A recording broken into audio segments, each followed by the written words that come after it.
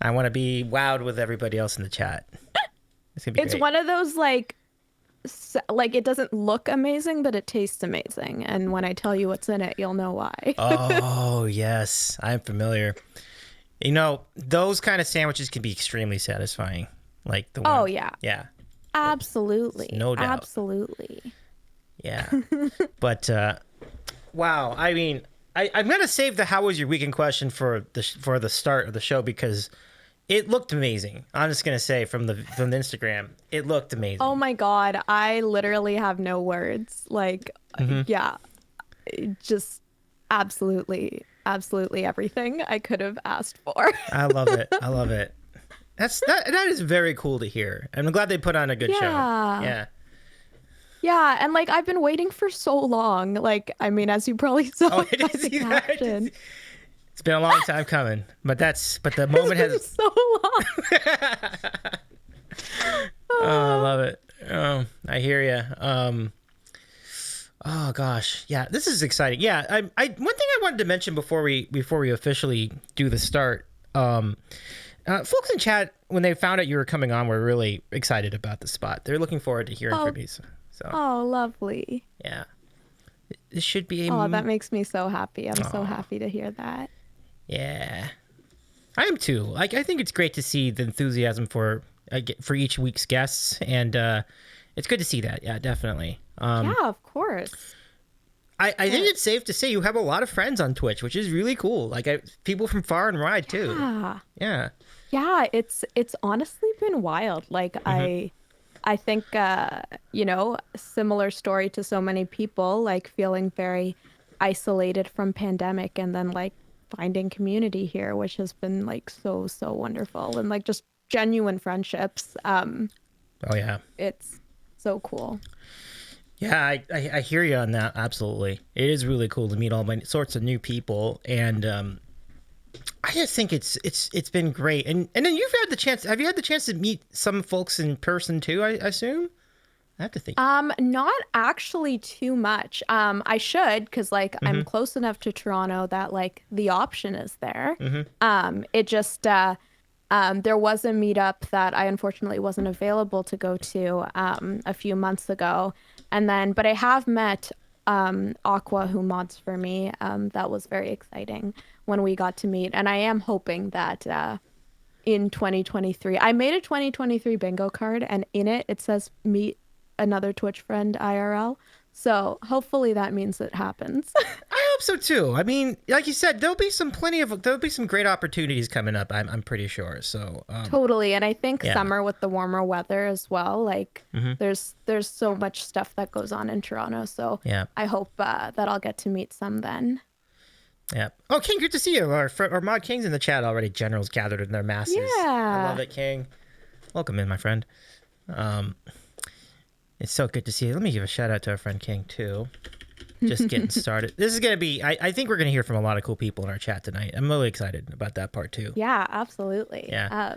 I'm excited to hear the random questions people want to ask during that section too. Our friends bring in random questions. It's gonna be pretty slick. Pretty slick. Those of you who are Given it's me, I'm sure there'll be a degree of chaos to them. it's what we live for, Trina. We live for it. Exactly. This is gonna, yeah. So yeah, we probably just go another minute and then we can get going on this. We should get going, letting the people Okay, know. sounds good. Yeah, and let me just make sure that the Discord put out the thing that we're doing the thing. And let us see. The thing is out. Good. Okay, so the announcement is in. I have a list of 20 questions that I always ask musicians. You've been warned. Oh really? Dang. Let's wait. Is that King? Is that? Oh, Yeah, that's King. Oh yeah. Oh yeah, King. We're here for him. Wow. Well, I hope that my answers are everything you look for. This is I'm kind of amazed at this statement because I want to hear what they are. I'm gonna count them, King. I'm gonna count all of them. Make sure you get the 20. Yeah. Count. Is it like a hyperbole or is it like genuinely 20 questions? I'm pretty sure it's pretty. That's a pretty accurate number. I just can't wait to hear what they are. King says, "Oh, don't tease me." All right, duly noted. But so good to see you, King. Let's start the thing. Very exciting. Let's do it. All right. Let's do it. Let's do it. Here we go. King says there are more than 20, but yeah, we'll pick at it throughout the night. Cool. We will await those questions, King. It's good to see you. Hi, everybody. My name is Davey. I am a variety streamer based in Los Angeles, and this is the Sandwich Show. So nice to have you all back. It has been a fun journey, and we are only about a month away from our 2-year stream anniversary. We're really excited about it. Thank you again, everyone who came last night to the Styx piano stream. That was awesome. It's great to have your support for that. And now we continue our journey of amazing interviews with a really good friend of ours from our Sam Fam community, and also just a tremendous streamer with an awesome community as well. Let's say hi to Trina Chakrabarti out of the what shall we say, Greater Toronto area. Nice to see you tonight. Welcome in. Hi. Yeah. I say Toronto adjacent. That works. Yeah, definitely. Yeah. What an introduction. Thank you. Absolutely. That was so kind. You got it. I mean, it's great to have you here. I mean, I know we had you scheduled for what was it? Phantom of the Borkra, and I know that we first I was so sad about that. We were like, too. In peace. Like I had no voice. Yeah, we understand. I mean, but we will have another one coming up down the road. I don't know exactly when, but Le Borkarab is gonna definitely be happening at some point. Oh my gosh, Le Borkarabla is just hilarious. I love it. But yeah, thank you for having me on. I'm excited to be here. It's so great to see. It's great to have you here as well, Trina. So first of all, can we give a shout out to all of our Trina's friends who are just very politely lined up behind her on the table? It's so organized. Oh, wait, I'm so impressed. There we go. I am so impressed by how neatly they have gathered. I was they had to make an appearance, because they're the true star of my stream. Yeah. Oh gosh, I love it. But yeah. Now speaking of which, you've had a lot.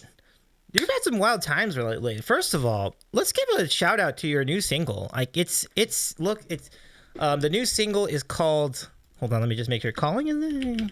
Yes, you got it. Woo! I don't want to mess something like that up, but it is awesome, and it's great to see it out. Thank you so much. And all the things, and your release party was absolute fire. It was really great. I mean, it was your first release party for like any single or something. For any single, Wow. yeah. It's released on Bandcamp now, but will be everywhere this Friday. And so we'll have like a second mini release party for that. But it was my first release party ever because it's the first music thing I have released ever. So it was so hyped, and like I cried multiple times because the community was just so wonderful and came through and just made my day. And like the positive feedback has really just meant the world to me. Yeah, and I vibe with that feedback too. I mean, King says it be fire. I completely concur. It's a fun song. Oh, thank you. Absolutely. And like Alana Maddie, I'm like, she did such a great job with the production. And I'm so glad that she was the one that produced my first single, a fellow Canadian. Really glad we could support each other with that. That's really cool. Yeah, she does a really good job with producing music. She's actually produced some singles before that too, obviously including her own work, which is yeah. But that is indeed a great honor, and I hear even more collaborative efforts are in the mix coming up. Yeah. I'm doing some stuff with Wonder Truly, and it's gonna be epic. Like I'm not going to say too much now, but she is going to be producing a lot of stuff for me this year. And the stuff we've already worked on so far has been so cool. Like, oh my God, I'm so excited. And like y'all aren't ready. Like, I'm not ready. It's so cool. And very much we'll have like like straight out of fantasy movie like vibe is what we're going for with the things that we're working on together. Pretty good concept, yeah. I mean, I think many of us have heard Wonder Truly's work, and it just gives us gets us very excited for what's to come here from. So that's got to be. Oh yeah, Wonder's incredible. Yeah, and so it's really, yeah, it's definitely going to be. I mean, that's just guaranteed boppery, I think, coming up too. But that's cool. I like how the vibes of these songs are coming along. And Katie Pie, welcome in. Hi, good evening to you as well. Nice to see you. Hello. So you had that over the weekend. You finally made good on your wish to go see Hamilton in the area. Oh my gosh. Describe the journey of getting to this show. Chat, you're not ready for how long this is. Like, okay. So first of all, I'm in Canada, right? So it came to us a lot later than it came to the States, if you're based in the States. So it was announced that it was going to come to Toronto literally like 6 years ago. And me and 3 of my friends like made a pact. We were like, okay, like when tickets drop, like we're going to be on the ball and we're seeing it together. So we did. And so 3 years later ish, 4 years later, they released the tickets for them. So you could buy tickets. And like, so it was really hard to get tickets. And I used my dad's American Express to become like an American Express to get into that priority line, because American Express has like a priority sale. Mm-hmm. And not a lot of Canadians have American Express for obvious reasons. But my dad does because he travels a lot for work. So I like was like, oh my God, can I like please use your card? I will pay you back immediately. But like it will be impossible to get tickets otherwise. And he was like, yeah, of course. Because the pre-sale alone, like you log into the website and they're like, there are 100,000 people in front of you. And you're like, no, thank you. Oh boy. So my dad being the wonderful human he is, let me use his card to get into the priority. And it was like smooth sailing, like was relaxed, picked out our seats. And we got our tickets for May 2020. Oh boy. Now, for obvious reasons, yep, that show was postponed. And it was really funny too, because when everything started shutting down that first weekend, beginning of pandemic, when everything started shutting down, that was like the first thing on my mind. I was like, but what about Hamilton? Like, that's funny. Everything else, I was like, whatever. But what about Hamilton? Wow. And like at the beginning too, they were like, oh, like it's gonna just be 2 weeks. Mm-hmm. Everybody got that at the same time. 2 weeks. 2 weeks. So again, postponed. And then finally, they announced that it would be coming back to Toronto in 2023. And they gave you the option to basically save your tickets or get a refund when it first closed. So I saved my tickets because I was like, that was hard enough to get the first time. I'm not gonna like, but like you still had to kind of go through the process. It was just kind of priority with guarantee type situation. Mm-hmm. So then we finally got tickets, and now 6 years since the initial announcement, I finally saw it with those same friends over the weekend, and it was everything and more I could have asked for. It was incredible. Everything from the performances to the choreography to the lighting design to the stage direction, just absolutely brilliant. That is really cool. I mean, I think a lot of us here in our community have by this point seen it, even me, but I only saw it on Disney Plus, which even that looked amazing. So it was incredible still. Like because I did see the Disney Plus version of the Pro Shot, which I was so glad they made accessible, because like it is a hard show to see. Yeah. And for sure, like kudos to Disney Plus for making that really put you as close to the action as you could possibly be without being there. But being there adds a dimension, because the scale is, I think, what you're missing, right? Like, you can see the scale of how many people are involved, how much is going on at the same time. Like, it just seems amazing. Like, and I don't know, like, how many people are in Hamilton at this point? Like, I mean, would you say like 20, 50, 70? Like, it's a lot of people. Like, yeah, like in the stage production, that's the thing. And it's cool because like everyone kind of plays, like, other than like many of the characters play multiple characters. Like you have Lafayette also playing Jefferson. And there's like a lot of examples like that throughout the show, which is kind of how they can get away with having a bit of a smaller cast. But then like just the ensemble and the choreography, like how much that adds to it and builds to it, and just like the little details, it's really incredible how they're able to put that on in such a cohesive way. And I was just really impressed with like all the actors' ability to like really bring themselves into the role and make it their own while also staying super true to the source material. That's huge. And, I know that over time the cast has evolved too. So from what you saw this weekend, what was your favorite performance of the weekend for that particular show? Oh my gosh. The person who played Eliza in this version, her rendition of Burn, like I was sobbing. Like she just so like embodied the emotion in that song. Like just like it was like guttural. It was incredible. And then that tied with the reprise of Wait for It, which again, it was just the emotion that these two characters and these two actors put into those moments that just was unbelievable. Like I was genuine, like I cry easily, like everyone knows that. We're almost yelling in chat. Sorry for yelling. No, I love it. No apology. We're here for it. But yeah, just like the way both of those actors embodied those moments so incredibly, and like just like goosebumps, tears. Just laughing. Chat. I didn't say it stopped.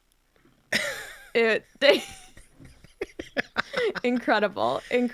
But like I was screaming like inside, obviously not out loud, that would be very disrespectful, but like inside during the show I was screaming. Oh gosh, I will say, like, if there's any one production that might have you screaming on the outside, Hamilton would be it. It's so hype. Yeah, I mean, people got like really cheery like during certain parts where like it was appropriate for it, for sure. And I was like just like like tell my friends, I was just like stimming and like so happy and excited the whole thing, because I was like, I can't outwardly scream, so I'm just gonna like. For sure. Yeah, 100%. I think the thing that's unique about Hamilton, and look, and the thing I should preface with is that of the two, Trina is an extremely big expert on musical theater compared to myself. I would be like, I really like single A level like expertise. I would refer to myself as a nerd over an expert. Oh, okay. I like that. I'm I like kidding. That. I like it. But I like that. But at any rate, it's interesting to compare the way they do that production versus other productions. And I think what's really interesting, there just isn't a whole lot of actual spoken dialogue in the production compared to a traditional Broadway show. And really, it's just one song goes to another, it goes to another, goes to another. It just doesn't let up. And you almost wonder, was there editing in the Disney Plus version? But I don't think there was.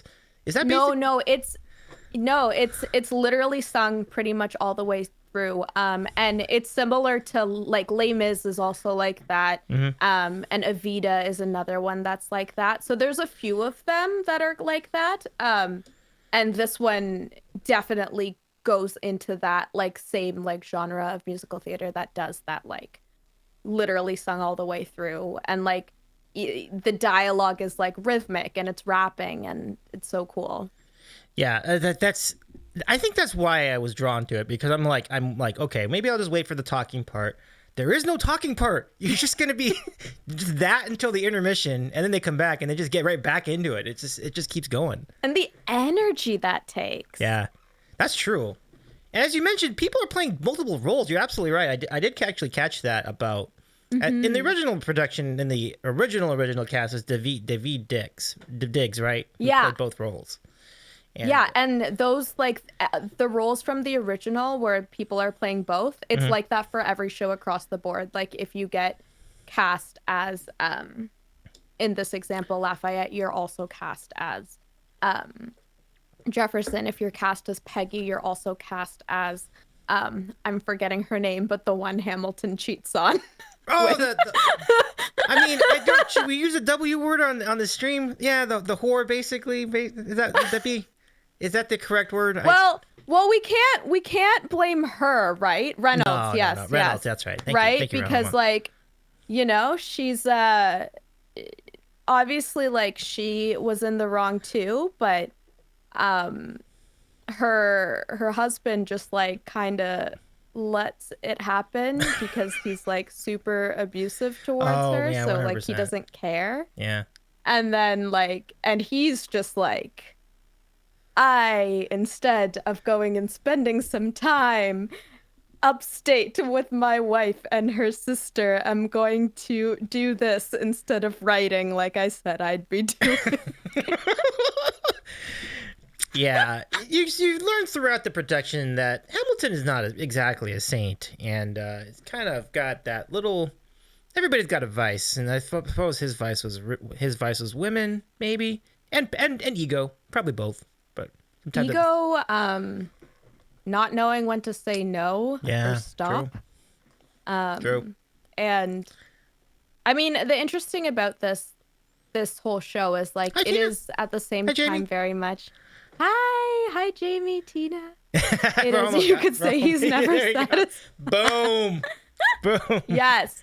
But this production does very much outline his flaws, but it also like, in a way, is very much alternate reality because like, you know, we know that obviously it's historical fiction and like a lot of these founding fathers were like terrible, terrible people because of colonization and, you know, white supremacy building the country basically in that time. So what I kind of really love about Hamilton as a show is like flipping that script and being like what if we imagined something different? What could that have looked like? It is a great concept, and I think it's like it doesn't even sink in when you first watch it. You're like, oh, this is cool. Look, all these cool people like playing, and then it's like, wait, you know, like this is like fresh. This is kind of different. Like, and I gotta say, like, you know, you compare to what led up to it, the kind of productions, and just, you know, shall we say, lacking in diversity some of the productions might have over the years. Oh yeah. Like point blank. I mean, Lynn talks about that a lot. It was one of the reasons he started writing shows was because he didn't see roles for people that looked like him or other people of color. So it was like, okay, well, let's just write them then. And that is why he's one of the greats. That's really cool. You know what I didn't know until this is just how I'm not nearly as, I mean, I've been out of the, I'm not as much in the Disney loop as a lot of other people. I didn't realize that Encanto like was a Lin-Manuel production too, and it is like, wow. I'm like, this is good too. Yeah. He did Encanto. He did Moana. He did. There's this other movie that like not enough people know about. And it's so good. So it has a honey bear in it. That's like the main character. I'm looking it up right now because I'm forgetting the name of it. Animated musical. I don't know. Vivo. That's the one. Vivo. It's fantastic, but like I went into that movie being like, yay, I'm gonna watch a fun little cute animated movie about a honey bear, and then I was sobbing. Like, it's actually super sad. Wow. Like, it's like on par with like the first 20 minutes of Up is like the first like 30 minutes of that movie emotionally. But yeah, he's done all these like cool side projects, and it's so great to see. It's definitely great to see, and it's also great to see just from the standpoint that he didn't rest on his laurels either. You know, you also had In the Heights. Is that right? In the Heights. Yeah. Yeah. Also solid. Probably not on the same level, but still pretty solid. I thought it was a pretty good movie. Yeah. Yeah, I love In the Heights. I do know like the stage show is quite different from the movie. Oh, gotcha. But like I haven't seen the stage show. I've just listened to the soundtrack as I do when I ingest musicals that I can't see at least now where they're airing and such. But I still did really enjoy both of them. It's good to, yeah, that's big time. So, I know you did a tier list of Broadway musicals with Abby C Music, which yes, I'm killing myself for not seeing it. I'm sorry I missed that, but oh my gosh, it was long. We were fighting. No, I believe that. I mean, there's going to be some debates. Totally understand. You know, some of these productions move the needle. Like, did you all establish though? I mean, because did you establish that Carousel was F tier or even worse than F tier? Yes. Okay. Yes. Carousel was bottom of the barrel. Absolute should not exist. No wonder you're such good friends with Abby. Like, that's totally... Yeah, well, so the funny thing about that is I feel like my brain as a protection mechanism fully forgot the plot of Carousel. Like, I knew it a while ago, but, like, I just, like, completely removed it from my memory because I guess it was, like, so horrific. And so when I was, like, studying for this stream... I was like going back and listening to soundtracks and like revisiting plots of shows that I haven't listened to the soundtrack in a while or just haven't seen in a while. And I like reread the plot of Carousel and I was like, oh my God, did my brain like literally to protect me forget what happens in this show? This is so bad. It's pretty rough. Not gonna lie. It's rough. Yeah. It's rough. Rohamos's feelings were hurt. Going back to the other conversation. Like, that's, yeah. But no, that's cool. So which musicals did you both rank in the S tier? What were your... So, I mean, Hamilton was all, of course, up there. Hades Town, Beetlejuice, Six. You know, I think I actually have a copy of the tier list here. Oh, great. Let me pull it up so that Definitely. I don't, so that I can be accurate. Let's here see it is. Let's see it. All right. Here, let me send it to you too. Oh, okay. And then maybe you can pull it. Yeah, up. 100%, 100%. So I've got my weight. Okay, cool. Let's go jump over to Discord. Yeah, you don't have to pull it up, but just in case, I might as well send it. I would definitely have the means to pull it up. So if you got it in there, if you got the image or what have you. There we go. This is nice. Just Okay. set. I'll definitely pull this up. Definitely. Yeah, it's big. So yeah, in that S tier, which we called, so Abby named all the tiers. Oh, that's great. Let's go take a look at that really quickly.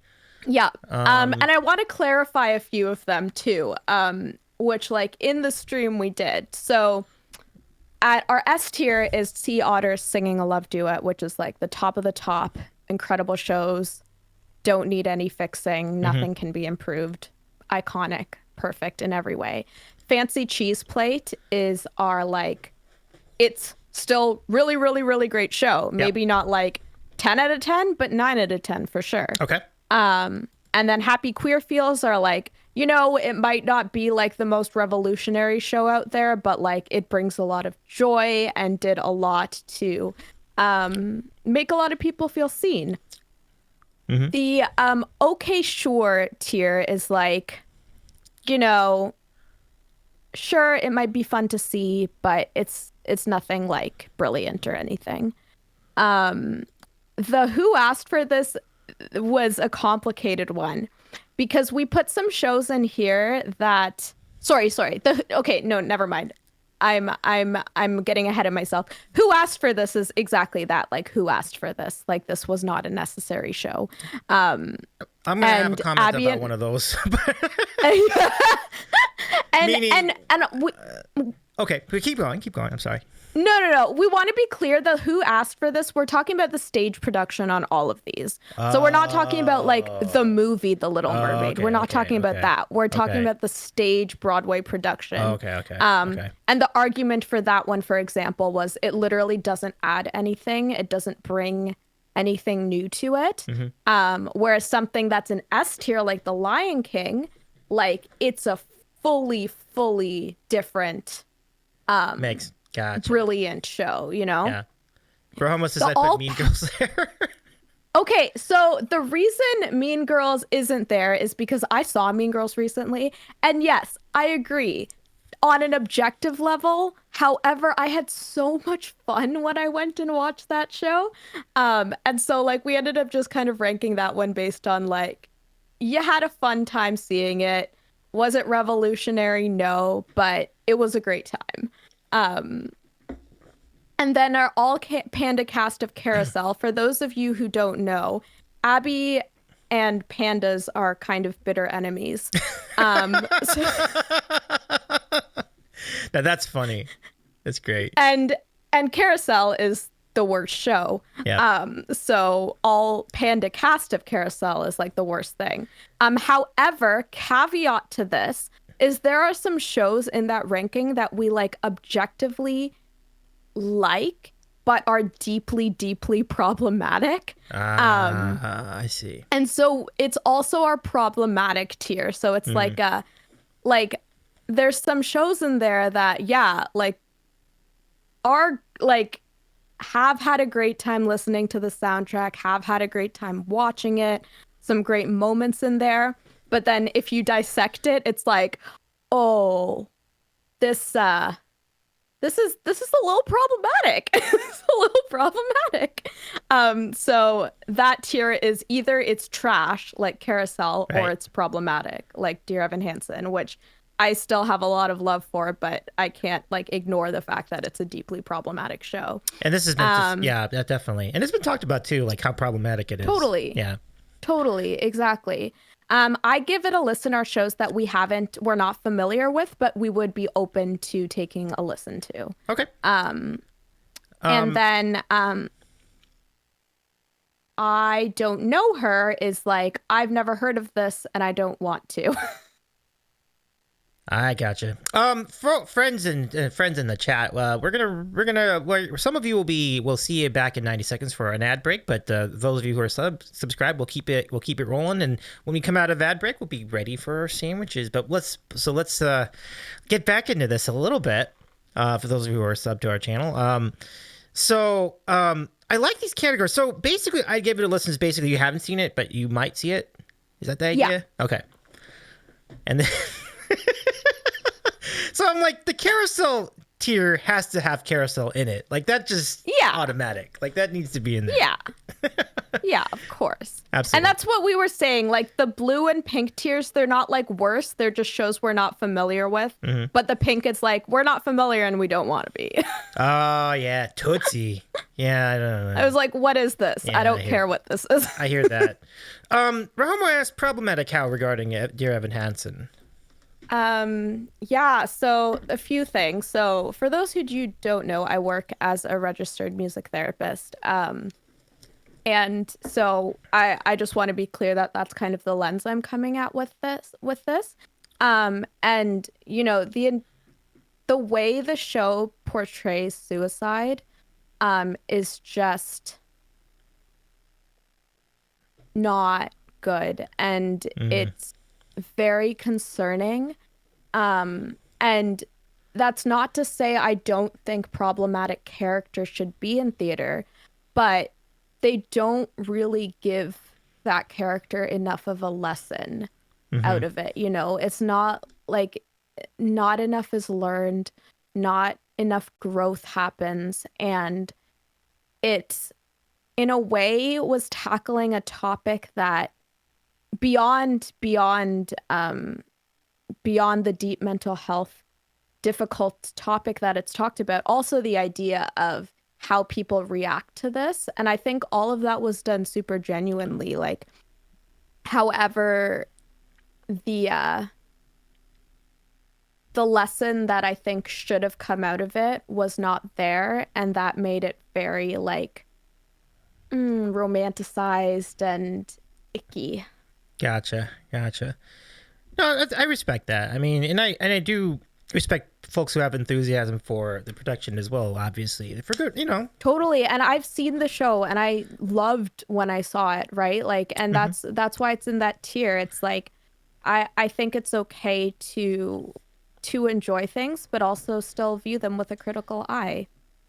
Definitely understandable. Welcome back for welcome back from the break. For those of you who were on break, we are back. This is Trina Chakrabarti Music. I am Davey's eating a sandwich, and I am. See, I've never fully explained this. My name is not Davey is eating a sandwich. My name is just Davey. I just happen to be eating a sandwich sometimes. What? Your last name is eating a sandwich?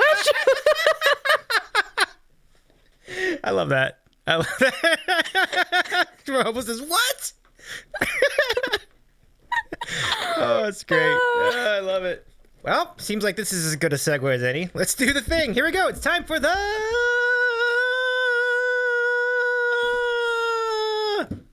Oh, gosh. Okay. Oh, my gosh. What the hell? Trina, I'm sorry about that.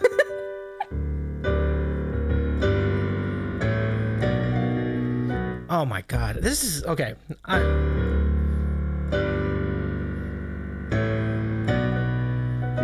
Oh god, what the hell's going on?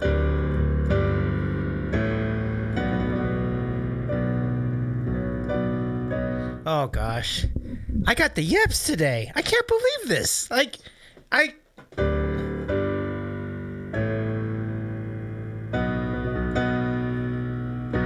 Okay, finally I figured it out. I'm so sorry. There we go. That is... Anticipation. I am so sorry, everybody. I've now people are like, "This is your music stream? You're terrible." You would be correct. It's not usually that bad, though. Trina, we're so delighted to see your sandwich of the week this week. What do you have for us? Sure. So I have here. This is a grilled apple brie with red pepper jelly sandwich on rye, and I'm really excited about it. It's one of those like doesn't look incredible but will taste incredible. It really does got my appetite going though. That looks apple. Oh man, that's a great combo though. Even if it doesn't seem the greatest looking, and I think it looks good. So enjoy. Yeah. Thank you. Okay, so really quickly, let me show you what I got tonight. I have a chicken ranch club sandwich from a local place here in the Southern California area. It's called Jack in the Box, and the sandwich, the chicken ranch club, got I think Swiss cheese and lettuce and tomato and some ranch dressing. And I don't know, ranch on a sandwich is kind of an interesting topic for me. I mean, I'm good with it, but I don't love it. Like, I'd rather have... Do you like ranch as a sandwich condiment? I wouldn't say so. Honestly, like, unpopular opinion, but I think ranch in general gets way more hype than it deserves. I completely am down with that comment. It does seem to be a little bit overrated, yeah. Yeah, I'm just like, but have y'all tried seasoning? Because maybe that's why you like ranch so much. I like it. I dig it. I dig it. Yeah, but yeah, it's just kind of, I don't know. I mean, I don't hate it, right? But yeah, like it's fine. Yeah. All right. Whoa, we got to read. Look at this. Okay, this is a chance for me to redeem my piano skills. Let's do this.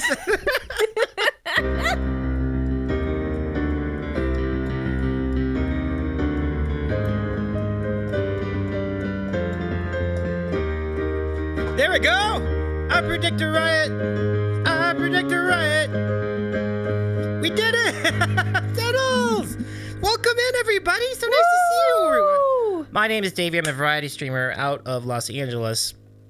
Los Angeles really adjacent, like almost like in it practically, but like extremely adjacent. But and this is Trina in the corner of our screen, who's based out of the Greater Toronto area.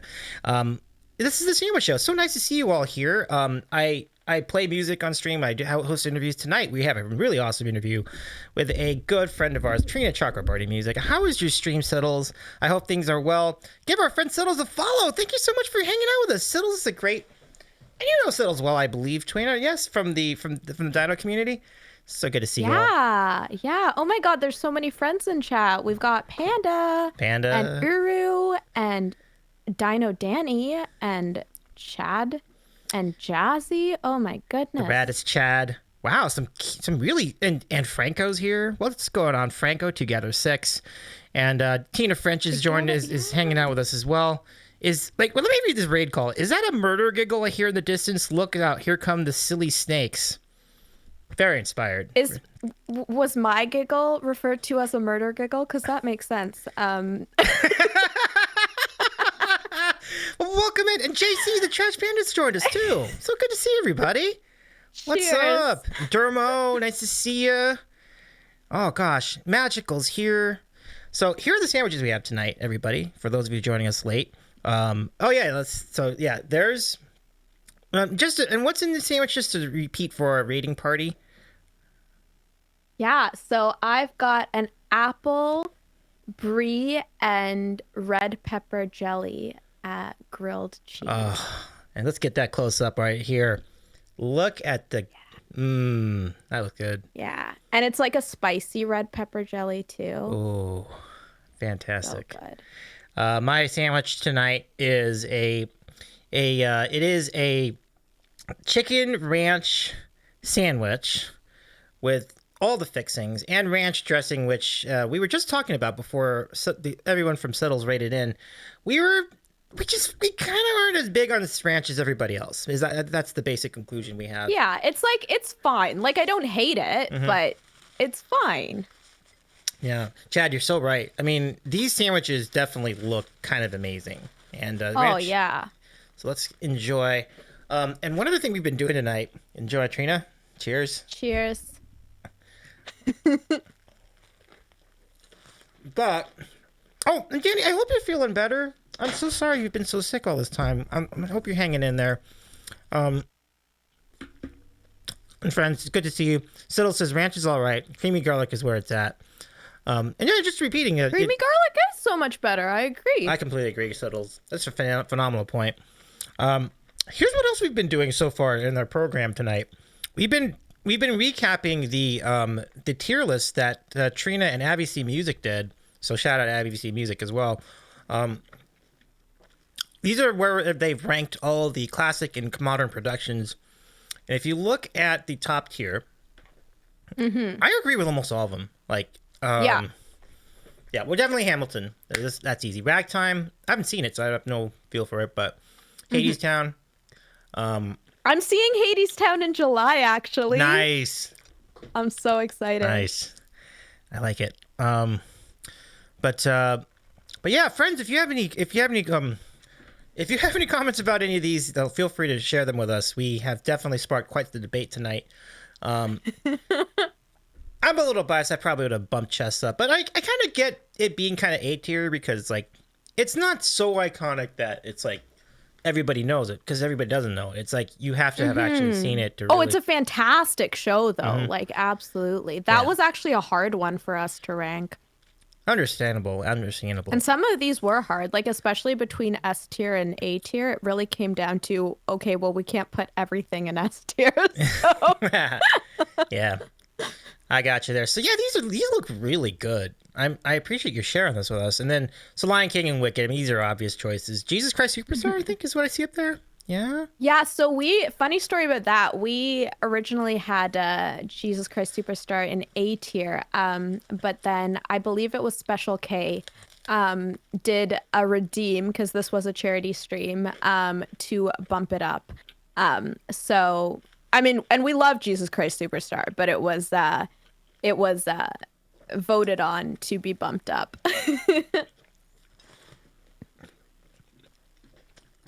That very much tracks, though, yeah.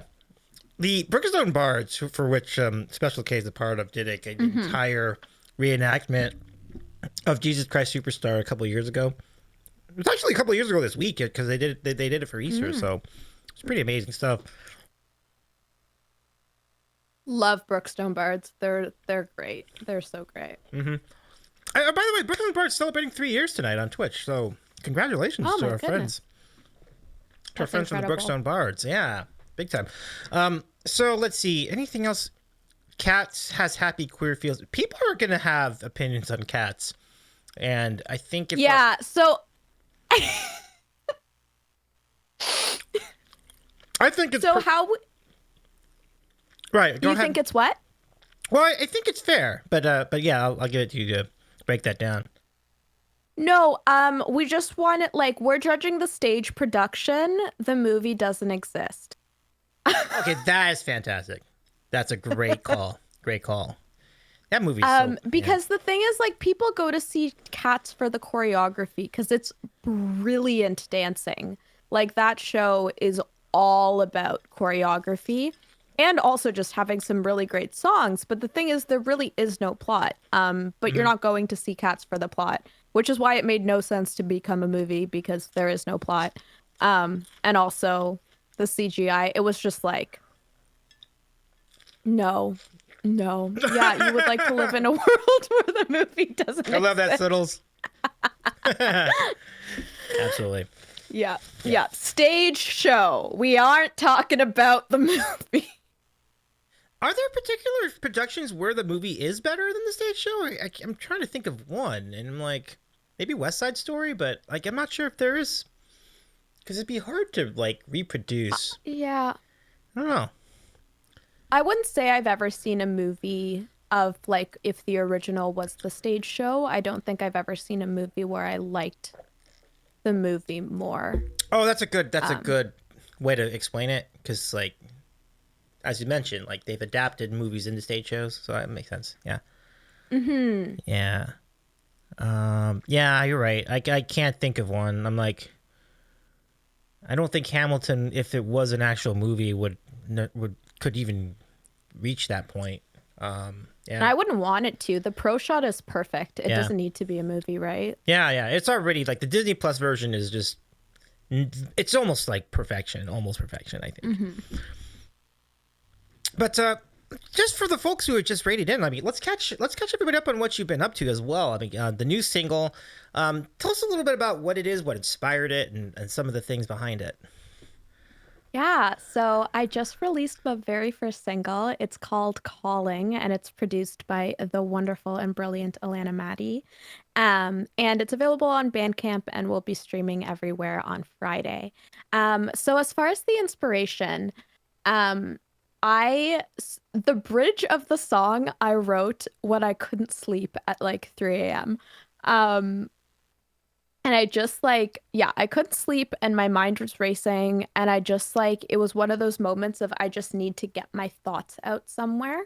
Um, and that's what I did. And like the whole song is reflective of that. It's very much about my journey with traumatic things I've experienced and the way that, you know, it doesn't matter how long it's been. A lot of the time you can still get back into those dark places and they're always just like calling for you, if you will. Um, and but at the same time, like as sad and depressing as that is, it's also I viewed the song as hopeful, and it's because in writing out those thoughts, it was a way to just put it out into the world and process it and come to an understanding that, you know, trauma recovery isn't linear and it shouldn't be and doesn't have to be, and it looks different for everybody, and that's valid and that's okay, and you know, people have their own journey with that.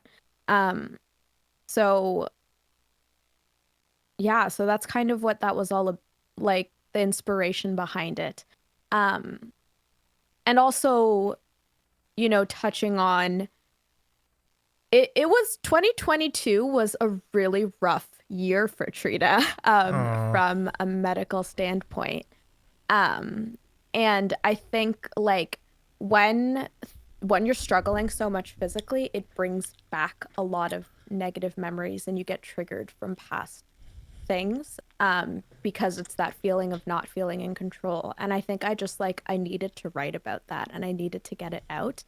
Um, and I really wanted it to be my first single because I was like, you know, this is a part of me. It doesn't define me, but it is still something that's integral to me, and I want people to feel seen through that.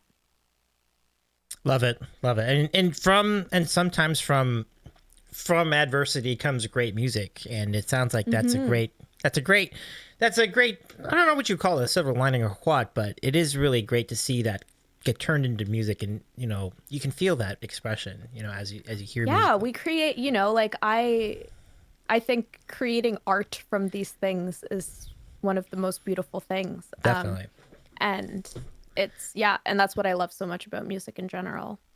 Yeah, absolutely. I'd love to talk about your inspirations for music, but first, I would like to meet your cast of characters over your shoulder. Let's Yeah, which is absolutely. Here, let me do the full tour. okay.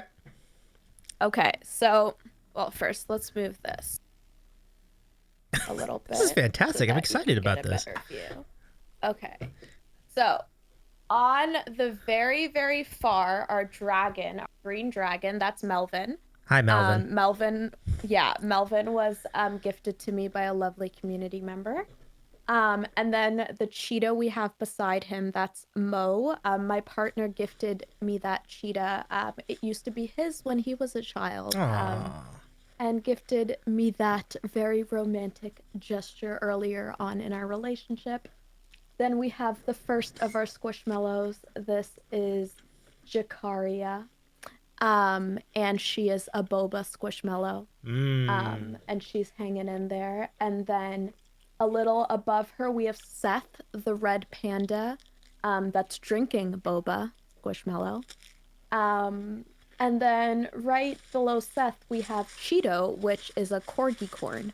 And the funny story about Cheeto is, speaking of my rough 2022 year, I got anaphylactic shock in 2022 and ended up in the hospital. It was very, very scary. Oh man. Um, but after that happened, um, yeah, my mom went out and she just saw him and she was like, Trina's had such a tough time. I'm gonna get this for her. But she thought it was a cat. Like she didn't realize it was a dog.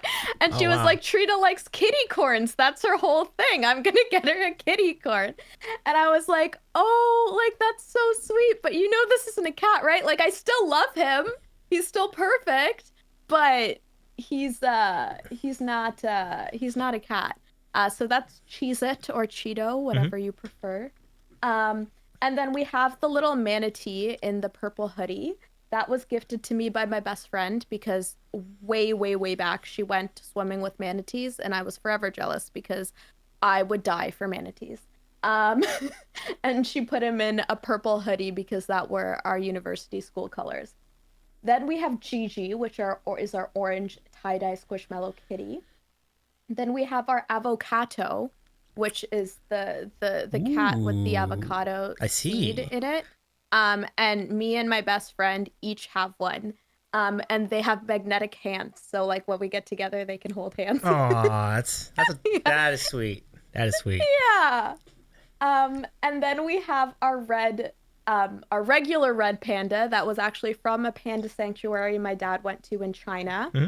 And his name is Master Shifu, from Kung Fu Panda, but gender bent. So her first name is Priscilla, because Prissy the panda alliteration. Um, and then we have our little Shep. Her name is Skiach, Mm-hmm. and I got her from Scotland, and she's named after a woman Viking warrior in Scottish folklore. And then we have Jerica, which is our octopus with rainbow legs.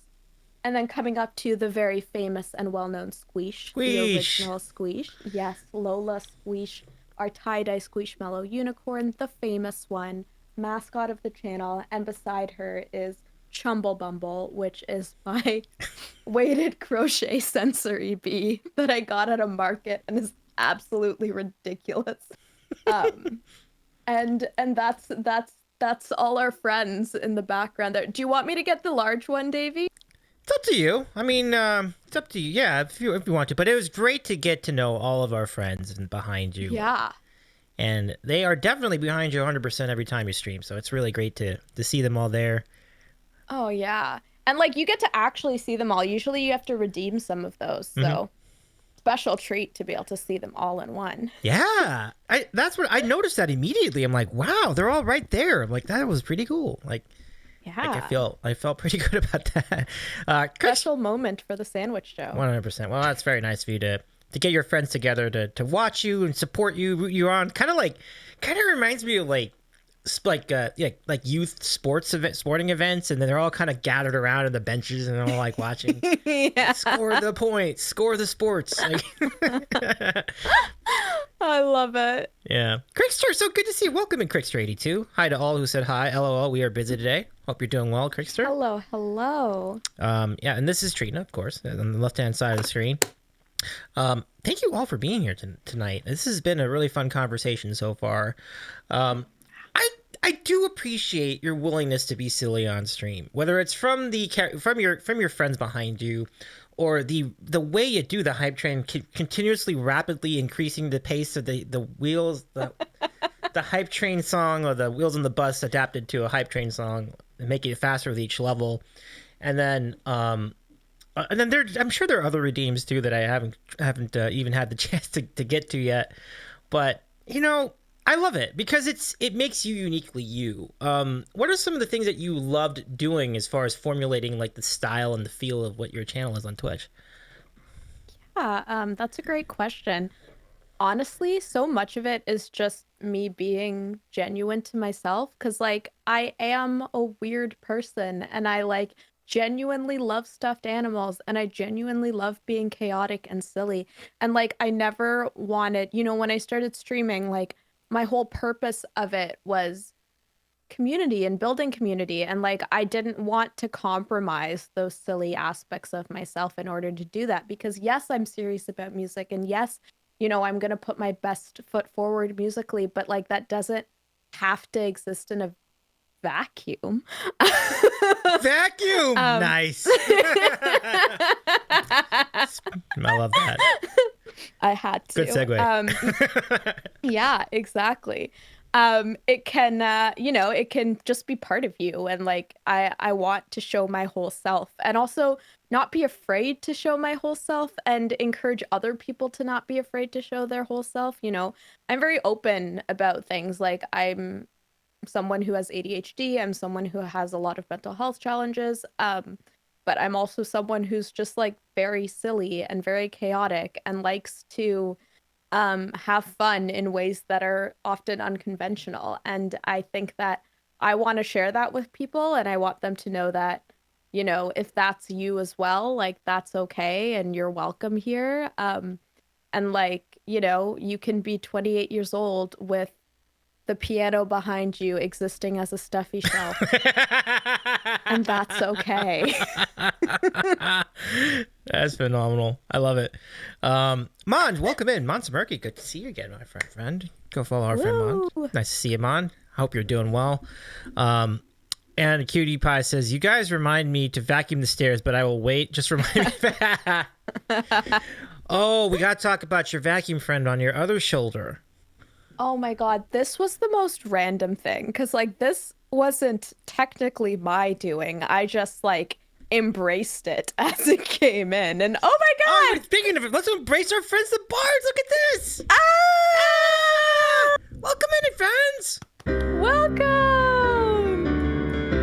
So good to see ya! Happy third Okay, words are hard. I'll get the words out in a minute. I predict a riot. I predict a riot. Happy 3 years, Bards. So good to see everybody. And here the riot has come. Years. So good to see you. Well, congratulations on 3 years on Twitch at BrookstoneBards. So good, welcome in. Many of you probably already know me, but if you don't, my name is Davey. I'm a variety streamer out of Los Angeles, and this is the Sandwich Show, a variety stream that features all kinds of things: music shows, jelly bean shows, food tastings, and all sorts of chaos. We also feature interviews. Tonight, we have a great interview with our good friend Trina Chakrabarti Music, who the Bards also know very well. Welcome in, Bards. Yeah, how you doing? We were just talking about y'all. And just we were talking about a number of things. Like number one, Special K moving to bump up Jesus Christ Superstar in the tier list ranking with a but for good reason. And we were talking about the Bards doing the Jesus Christ Superstar reenactment on Twitch, which is just a dynamite show, which was a couple months. But anyway, this is Trina. It's so great to have you here on the program. Friends in chat, please follow our friends, BrookstoneBards, like celebrating 3 years on Twitch. I mean, it's been 3 years of incredible times and just great music. Pete, I hope the rest of your stream went well. It's so nice to see you. Special K, it's great to see you too. Bart says, sorry I missed you. Oh, no, absolutely. No apology necessary, Pete. Absolutely no apology necessary. I know y'all are so busy and doing all sorts of cool things right now for so many of us. And it's so good to see you, though, Pete. Thank you so much for the raid. Folks, I'm just to do a quick thing here, just in case you're not familiar with our friend Trina. But Trina is a big fan of musical theater, and Trina and Abby C Music put this together. This is the tier list of Broadway shows that they did together.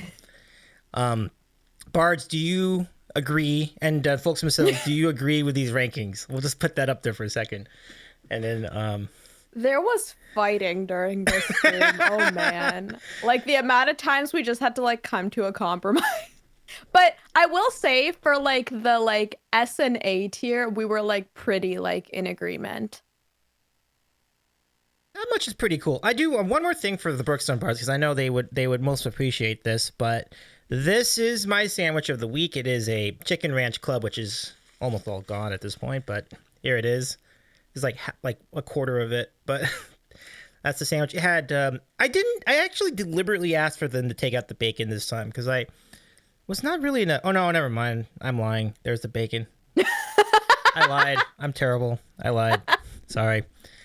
Now Trina had a really awesome was it apple it's still here. Trying to remember what the cheese was. Oh, you still have it. Okay, great. It's apple brie and then a spicy roasted red pepper jelly. That looks really good. Yeah, I know you said that it wasn't the visual wasn't great, but I still think the visual is pretty good. It actually looks pretty. I'm happy to hear that. Yeah. But Brookstone Pete says yes, chicken ranch clubs are dope. Yeah, this one is definitely pretty dope. We definitely this is a good one. So, everybody in the chat, I have a really random question for all of you. What is your favorite condiment for a sandwich? I'm going to say it is, the one for me would be probably Russian dressing or Thousand Island. That'll be mine. I'm a hummus girly. Ooh, good call. I like hummus. Hummus is good. I have a partner. My partner, he's half Libyan, but he's allergic to sesame, so he can't eat hummus. And I'm like, that is like the worst thing the universe could have given. Oh no. Oh gosh. Giblet says brie and pepper jelly is awesome. Nice. Giblet, we're all Giblet. It's great to see you too. You know, a couple weeks. We'll be chatting together too, but Prof Schlop's good to see you again. Let me just say hello to all the other people in chat just really quickly as we go back to the rankings. It's almost time for random questions too. So some of you are going to go to an ad break, but we'll see the rest of you. But if you're a sub, you can get the ad break. You can watch the next 90 seconds ad free. And when we come back from the ads, it'd be time for random questions. But really quickly, hello, caffeine is my drug.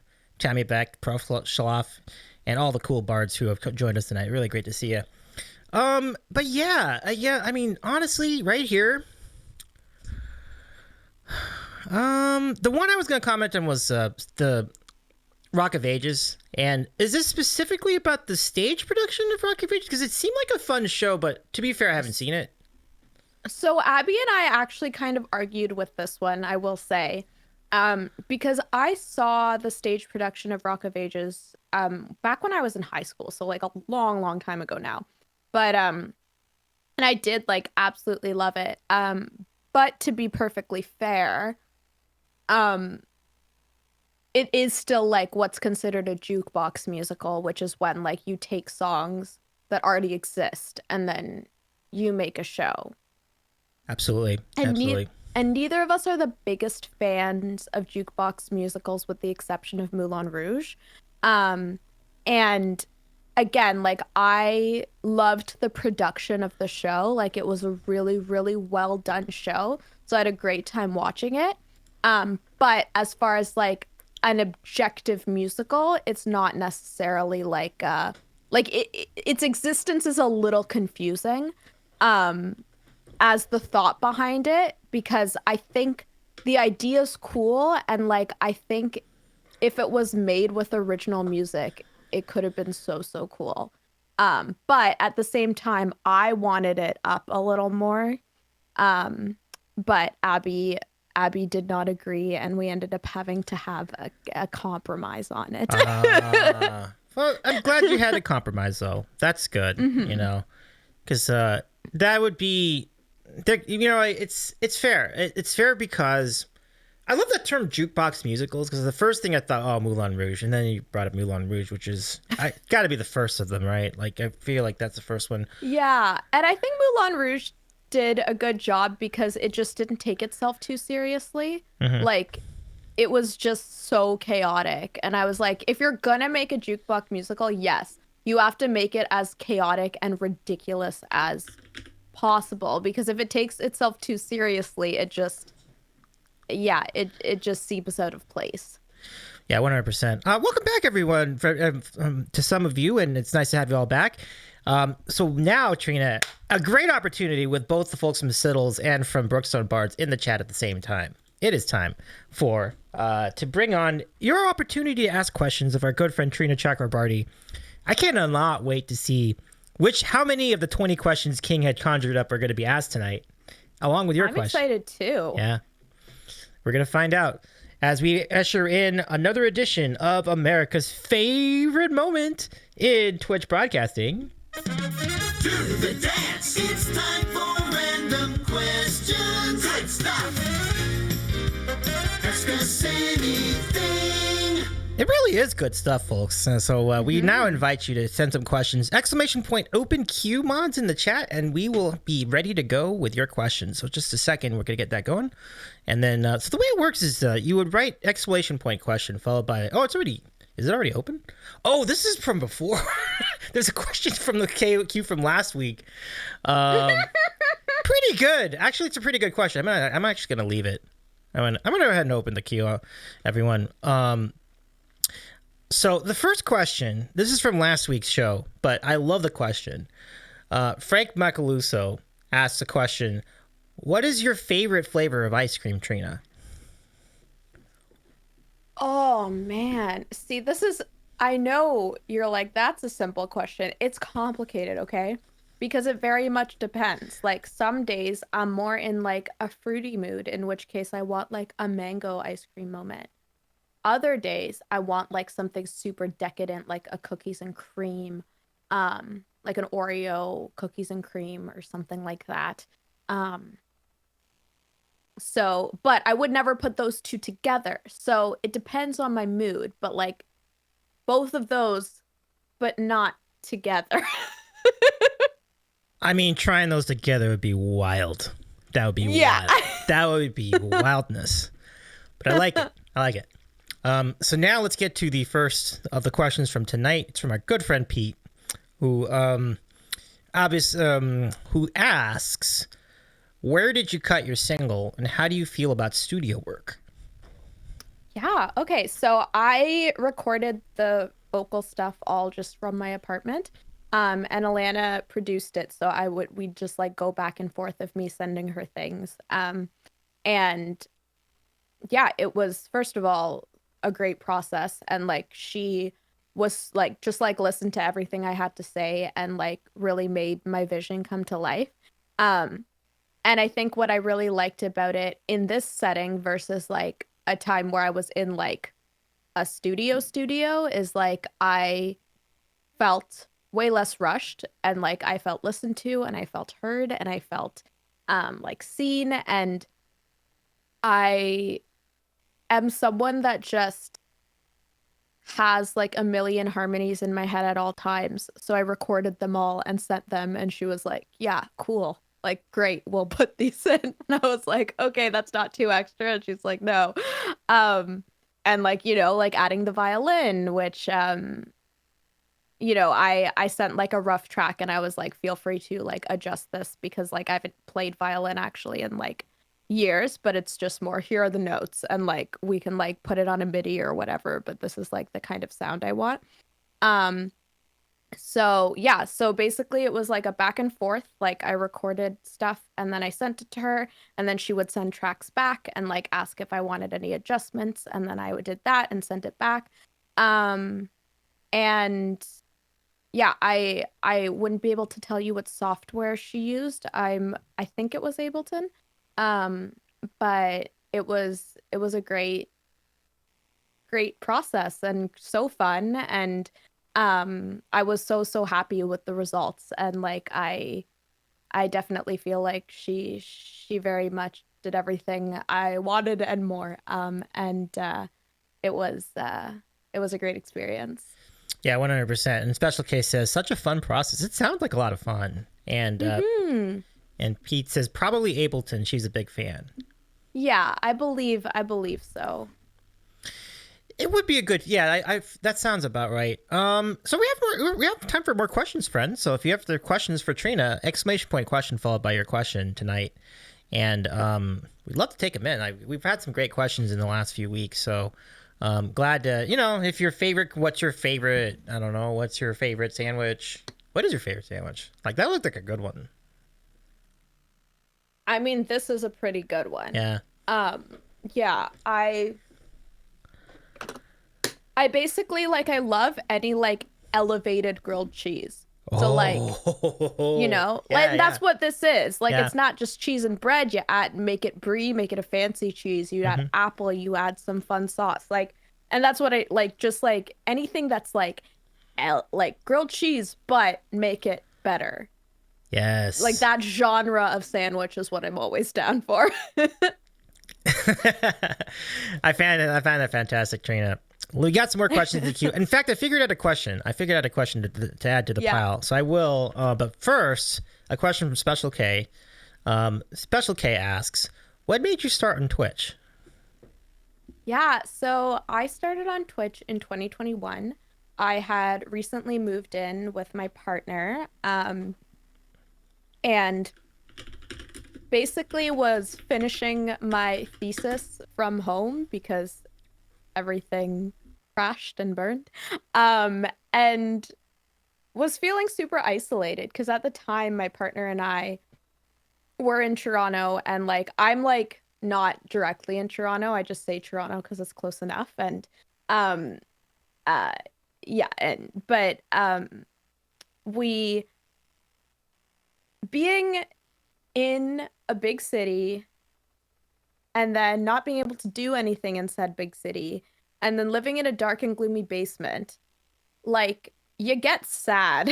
You get really sad. Oh, definitely. Yeah, and you get really isolated, and like just the fact that my entire master's program just like fully took a 180, and I didn't get to say goodbye to any of my friends, and I didn't get to walk the graduation stage. I didn't get to like explore the city of Montreal that I was living in like to the full extent that I'd wanted to, and just like feeling so isolated. Just I went to school for music therapy. I do music therapy, and the biggest reason why that field matters so much to me is because of how music connects us. And it's always been a passion of mine to connect people through music. And, I didn't actually realize for the longest time that like people on Twitch stream things other than games. Like I didn't know, right? Listen, me I too. didn't Right? know. Yeah, right, for sure. Yeah, like I had no idea. But then like my partner was like, you should like kind of like explore around Twitch a little bit. Like, you don't need to start anything, but like go in other streams. Like there's more categories now than gaming. Like that's not all what it is anymore. And so I did, and I was like, this is so cool. And that was the other thing. I really missed live performing because I hadn't done that in forever, and I didn't see the option to do that anytime soon. So I was like, you know, I miss performing, I miss community, I miss connection, and here was this platform that kind of gave an option for all of those to coexist that I didn't even know was a thing. Yeah, special case saying they had no idea music was on Twitch. But yeah, like literally, I thought it was gaming. So that's kind of like the place I was in when I decided to start streaming. And like, you know, I was literally streaming from a couch, and my beautiful background was my Beauty and the Beast blanket on the back of the couch. And my like blue Yeti microphone, but it's very much one of those like you gotta start somewhere. Oh, definitely. And like yeah. I'm grateful to have, you know, I still have a silly background because like I do not have the executive function to make a proper background, but stuffies on a piano will do. But I think I have grown, and I think I've improved, and I've met so many incredible people. I've made so many amazing friends. And yeah, I like so glad that I took that leap. It's great to see, and you know, I've really seen it with a lot of Twitch streamers. And I think my follow up to that question is, who were the first people you saw on Twitch and you started finding out that there was music there? Yeah, so one of the first streams I popped into was Jeanette's.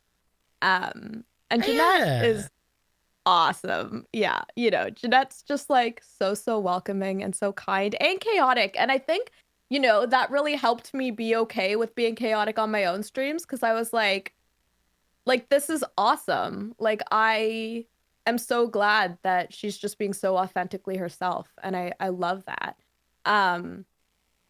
And yeah, so I saw Jeanette and like hung out in there. Some of the other first streamers were Kyger, who is also a music therapist. I found all the music therapists. I found Abby. True. And when I went into Abby's stream, like it was just recommended to me. I didn't actually know she was a music therapist, and I was just like, "Hi."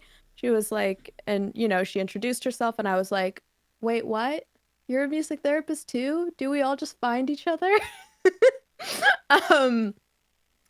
And then Abby and I just like kind of very much connected pretty quickly. And then Carly Sings was another one that I Carly, saw early on. And some of these were just recommendations, like Cover Time Pete, who like everyone knows because just an incredible supporter of the community.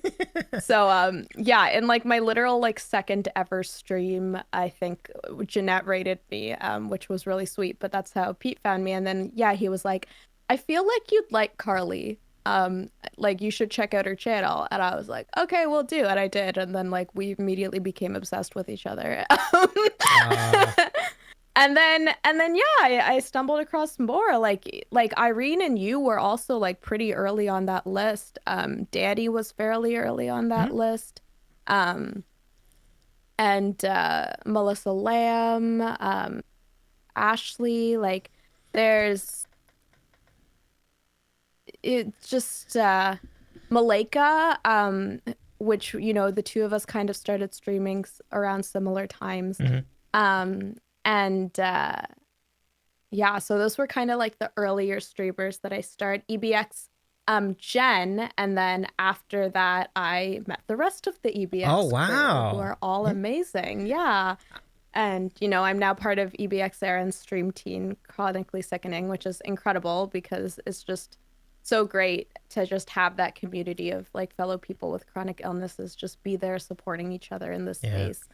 Very, very cool. It's interesting you found Jen first, though. That's kind of Jen's pretty cool. Yeah, yeah. Jeanette was definitely like probably like the first one I ever found. And again, I didn't know what I was doing then. I was just like, okay, this person's been recommended to me. Click. Like I didn't know. I didn't, right. Like, yeah. And like even the first stream I ever did, I literally forgot that you're supposed to rate at the end of the stream. So like I'm about to end and I'm like, and my partner's like, are you gonna rate? And I'm like, right. And at this point I didn't like know a lot of people yet. Mm-hmm.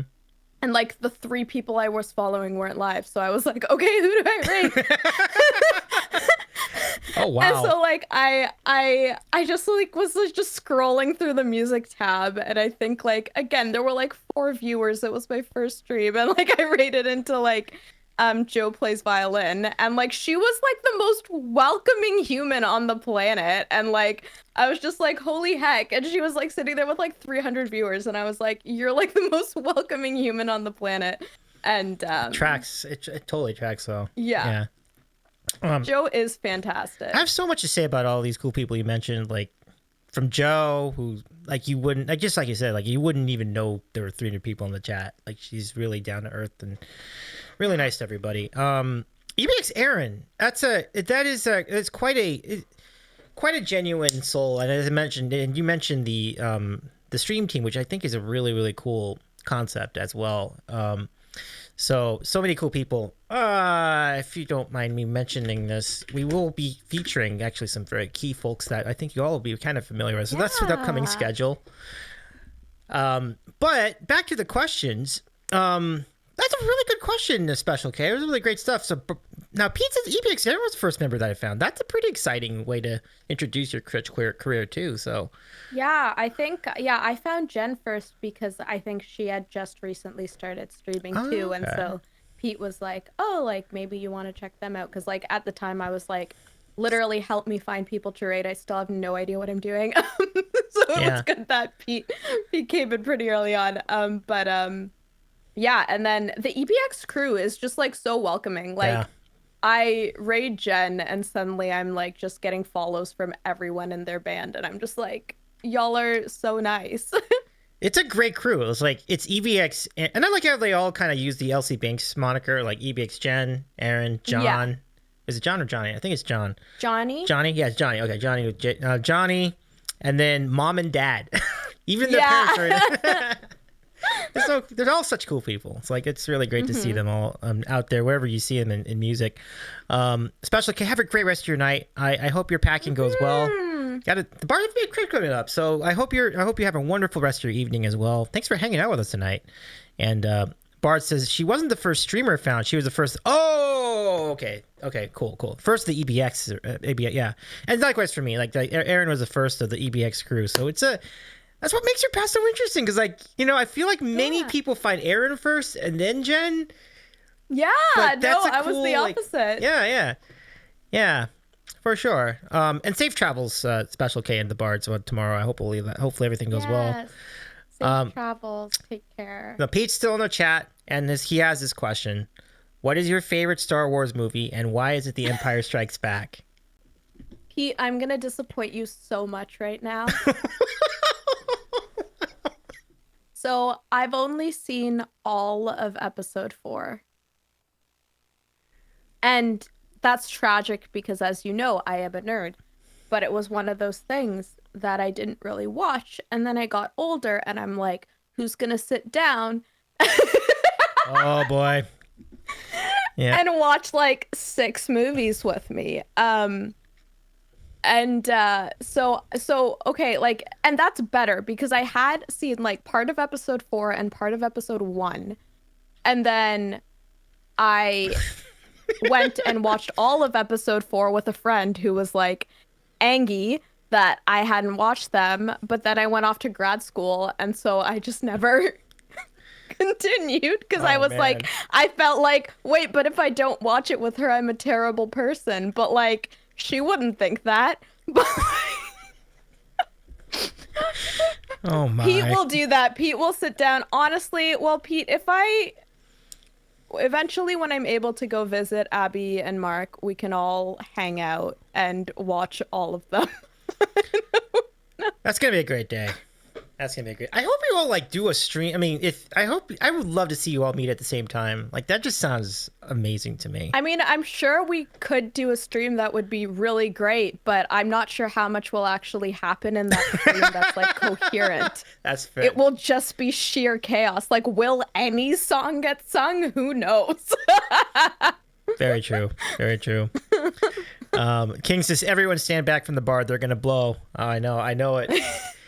We were But all kinda... I want Pete to know that it's not like I'm like a Star Wars hater or anything. Like, I desperately want to be a Star Wars nerd. But also now I'm just overwhelmed because there are like so many offshoots. So I'm like, you know, like I know I got to start somewhere.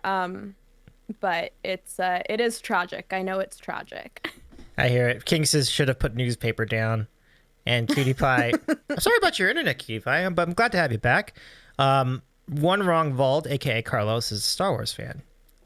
Mm-hmm. It's good to know. Yeah, Carlos is good people too. Like I actually got to meet Carlos at TwitchCon, and Caffeine is my drug says, I think I stopped watching after Jar Jar, which completely reasonable. I think that might have kind of stopped it for some people.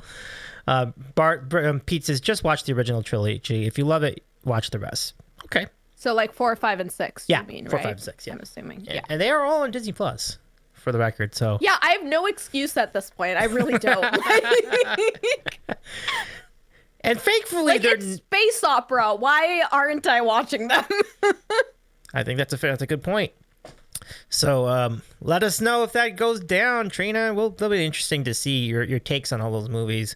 Yeah. But thank you for the question, Pete. Always a good question. That's a solid question. I love all the different responses to every time we get to it. All right, Trina, here comes a question. This is our tradition here on the Sandwich Show. All right, so I'm going to give you 4 items and select one. Pancakes, waffles, crepes, or French toast.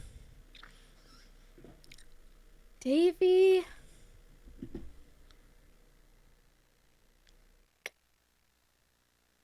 I think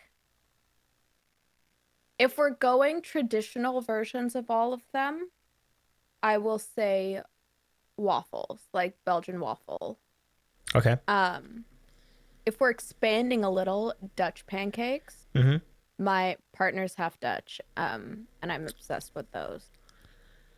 Okay. Well, I guess the premise would be just the regular versions, but honestly... Because Dutch pancakes are basically like crepes. They're really thin, but there's shaved apple in the batter. Ooh. In the batter? Yeah. Wow. In the batter, Wow. yeah. Wow. Okay. But let's say that they were Dutch pancakes, because they are pancakes.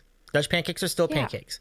So you would go Dutch pancakes over any other waffle?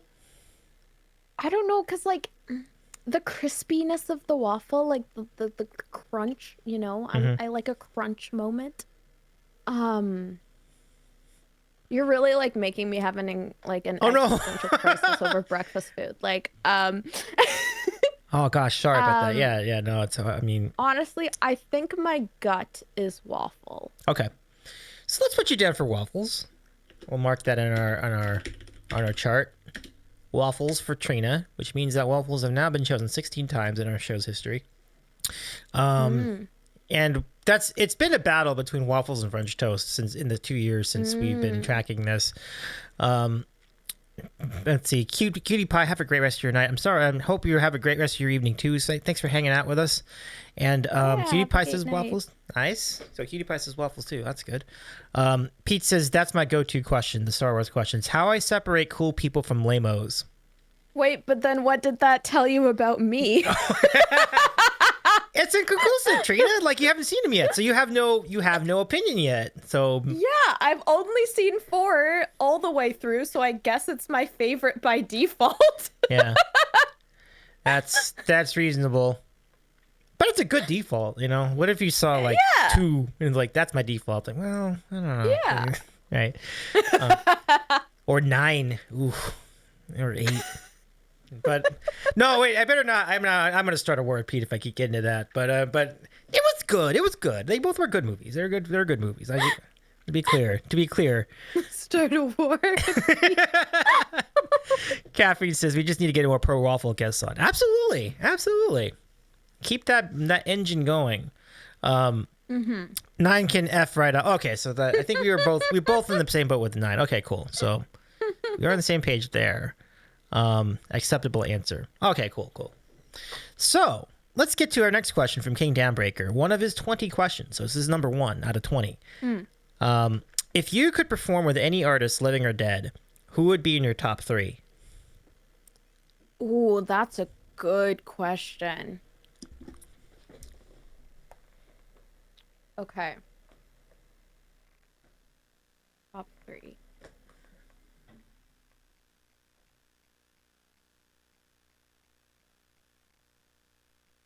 To think about it for a moment.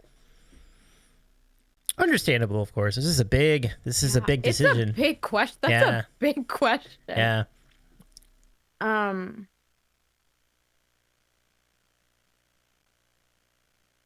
Okay.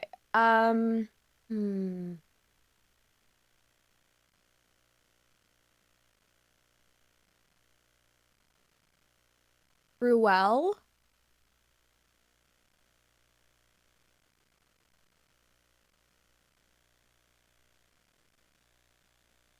This is a funny one, but Mariana's Trench. And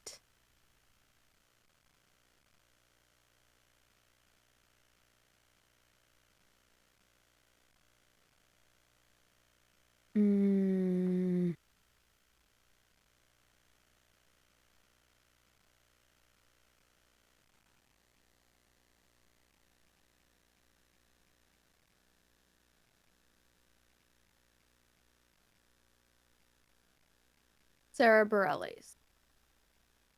Ooh, very talented choices. I mean, not that I would expect anything less, but very, very talented choices. Really cool. Thank you for that question. Like, boy, that's a hard one. Yeah. And like, you know what? Like, I might get off this stream and then be like, I regret it. I changed my mind. I understand. Yeah. I mean, and it probably will change anyway. Like even over time. Yeah, like, I feel like it changes over time. I feel like this is who I choose at this part of my life and with the music that I'm creating now. Yeah. However, this question a few years ago, I feel like I would have answered very differently. And maybe like 5 years from now, I'd answer very differently. Yeah. Oh, 100%. I feel like all of us would have those have that evolution over time. So it's going to be great to like go back to the VOD of this show and like over like a few years from now and like, oh, so this is what Trina liked back then. Like, okay. See how much has changed. I doubt Sarah Bareilles would change. Seems like that would probably. I feel like that one wouldn't change. Yeah, absolutely. All right. Like I would love to harmonize with Sarah Bareilles, like everything. Dynamic stuff. I'm with you on that. I mean, yeah, that would be a very fun. That'd be a very fun song. Whatever you all decided to collab on. Yeah. So thank you so much for the question, King Downbreaker. Great question. Some of you will be back in 90 seconds. The rest of you can catch this next few minutes, the next minute and a half ad free. So we'll wait until the ad break is over before we get to the next question. But it's a pretty good one. It's a pretty good one from our friend Pete, BrookstoneBards. And it definitely concerns things that are related to Twitch because Twitch is founded on gaming, which is kind of a neat genre in and of itself. Yeah, but yeah, Sarah Bareilles is great. I was just thinking, wouldn't that be a great Twitch stream if you did have like, oh yeah, we're going on like your stream and then the title Sarah Bareilles is on the stream. You know, my biggest flex is that she liked a video of me singing her song Winter Song with Ingrid Michaelson. That's one of my biggest flexes. That's a great flex. It is. It's like I flex. Genuinely died. I was just like, excuse me. Absolutely. No, totally. Like to get any of your heroes to like anything on your, just first of all for them to even see it, like that's huge. Yeah. Like Even if you tag them, it doesn't mean they're gonna see it. It's like they must get tagged. Yeah, exactly. Yeah, that's wild. No, that's awesome. Yeah, that broke me. Understandable. Yeah. And King says it's a living or dead part of the question that really trips up people. Totally. Because, I was thinking of, like, so many across the board. And, like, again, I just went with people that are kind of inspiring me, like, right now in this moment. But like I said, that changes, like, weekly. Oh, sure. But that's a good thing. Because if you just were with the same, like, 3 or 4 people all the time, it means your music is not evolving. You're totally. Not saying there's a problem with that, because I'm kind of struggling with that. I want to get to know more music and get to know more music too. So, but the fact that you have this evolution in your music and what you get into from year to year, that's very cool. And actually, I guess that's true for everyone. Like, eventually, we all kind of move into different. Like, maybe you'll be more into blues one year, and then the next year you'll be more into dance. Like, it's definitely natural. Totally. Yeah. Totally. So let's get to our next question. Oh, and Kath says a better question would be to ask about one living and one dead. Now, that'd be interesting. Oh, like one of each. Yeah. Well, we think we got the living person. I think fairly. We got the living down. Yeah. So the dead. That'd be interesting. Anyone from history? Yeah, I'm thinking. Yeah. We can circle back to it too. So yeah, might have to think on it. Okay. So next from Pete, Brookstonebards, do you game? And if so, what is your go-to game? So the answer is sometimes. I'm very much more of a co-op gamer than an individual gamer. Like, I like playing with people. By myself, I just get distracted or bored a lot easier. So with that in mind, I love Stardew Valley co-op because it usually just involves so much chaos. And, like, it's mainly because, like, I hate combat, so I just, like, go and date everyone in town while, like, my friends go and do the actual, like, fighting in the mines and stuff. As far as individual games, I haven't finished it yet, but I did start playing Stray, which I was really loving because there is Cat. You play as Cat. Trina happy. And then another co-op game I really enjoy, and this is very much more of it's basically a dating sim, but it's so fun to play with people, is called Monster Prom, and all of the versions of it. And again, that's just chaos and fun. That sounds like a fun game, Monster Prom. Yeah. Yeah. Yeah, it's really fun. Cool. As a kid, I really loved, like, the Kingdom Hearts series. Okay. But I would say, again, I'm not much of an individual gamer, so what I would do is, like, I'd watch my brother play it, and, like, for the storyline, because I love the story so much. Pretty cool. Like, I think your range of games, the kind of games you selected, were some pretty popular ones. You mentioned Stardew Valley, but pretty good. And so let's circle back to that other question: which fallen or no longer living star or person in music would you want to collab with? I think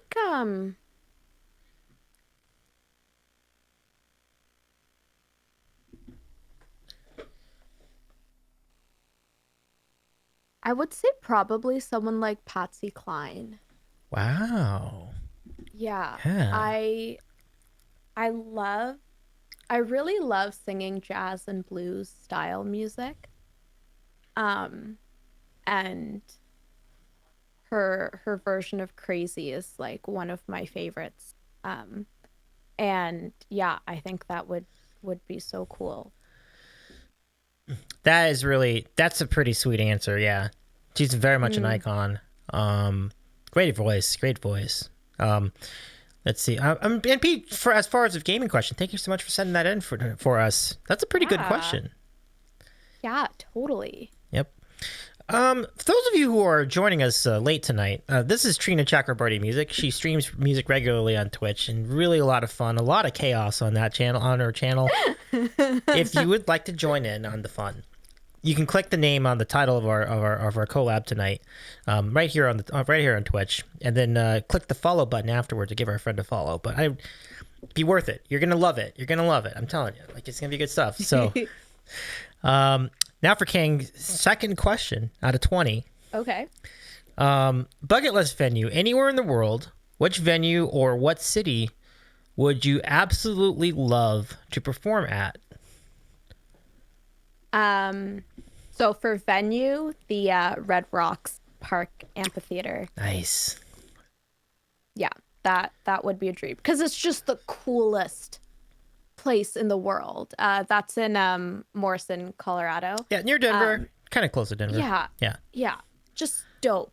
Just so cool. Like I just like those kind of like cool venues like that are like I'm here for it.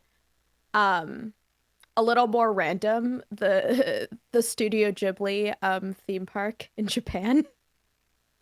Interesting. Just so I could be surrounded by all my favorite things. Gotcha.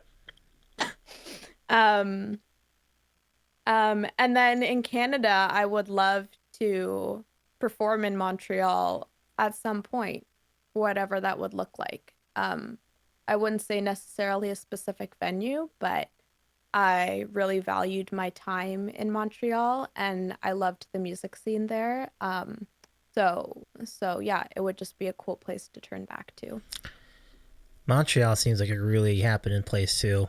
So much culture. It's kind of there's so much going on all the time. Like you could go to Montreal on like a random day, a random weekend, and there will be something like that you don't need to plan for. There's just stuff happening, festivals and parades and markets and just like so much cool stuff. Yeah, definitely.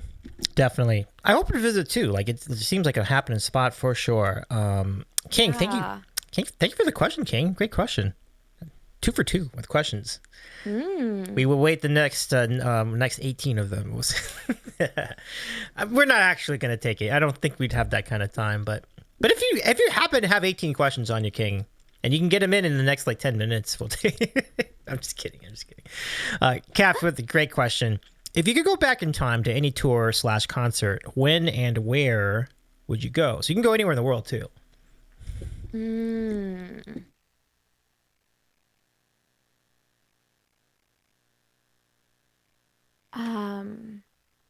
I think okay,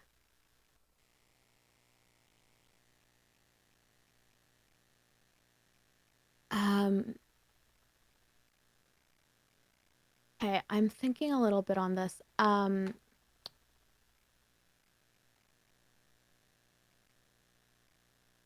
Because like the most like I guess recent one that comes to mind is just because it's something my friend got to experience, and this isn't that far back in time, but she got to see Billy Joel and Elton John together in concert, which just sounds like the most epic thing in the world.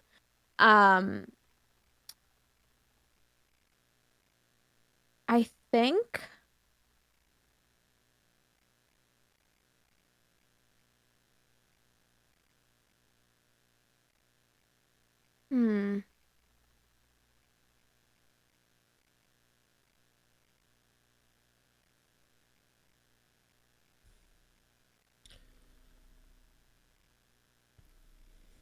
I'm thinking like so hard on this question, I know. I think I would love so there's this Indian classical vocalist that passed away a few years ago. Her name is Kishori Amonkar, and I think seeing one of her performances live would have been an incredible experience that I would have absolutely loved. This is phenomenal. Yeah. That's really cool. Like I love the thinking outside the box too. That's really now, did you say classical was the style of music? Yeah, Indian classical music. Nice. That's pretty good. I was going to ask everybody in chat for this to answer the question too, and I think we're getting some great responses. Pete had the privilege of seeing. So Billy Joel and Elton John have done concerts together for a number of years, actually. So yeah, and they were all when I was like just born. So right. Good point. No. They did some when I was like young, but like still too young to like have traveled for a concert. So Pete says, I saw that tour the first time they did in '95. That is a great time to see them. Yeah. Holy, just both of them at the top of their game. I would have been 1 year old, but that sounds. Oh, that's great. Calf says, for me, it may be a Bowie or Queen concert in the '80s. That sounds phenomenal, Calf. Really awesome. So here's my answer. I was going to say something like Led Zeppelin in the '70s or something like that, but nah, my answer is Mozart. Because you can hear other people do Mozart. I want to hear him conduct his own orchestra. I want to hear Mozart or Beethoven. Or maybe if there would have been like some festival that had all of them. That, whatever that was in the 1600s. I would have loved to see Schumann. Schumann's one of my favorite composers. He's from the Romantic era. I would have loved to see one of those original arrangements. That I love. Any of the, just the absolute classic of classics. And who's the other one? Rachmaninoff and Bach. Mm-hmm. I love Rachmaninoff. Also, what a sick name. Like... I know, right? Right? It's a great name. Pete says it was peak Joel John. Absolutely. Like, it really was. It really was. So, because not only was it them like vocally at their peak, but they also had like all the great songs were out at that point. So that would have just everything came together for that tour, I'm sure. Absolutely. Yeah. So thank you for your responses in chat, everybody. Now let's see. This is from King Dam Breaker, and the question is: so this is question number 3, I think, or 4. These are good. These are great questions. So King says, which fellow... I've lost track, but... We're moving along. And every one of these questions have been great, King. So let's see. Next up, which fellow Twitch musician would you most want to bring on stage with you for a live show collab? I can only pick one? That's hard to pick one. I know what you mean. We have another raid. Oh my goodness.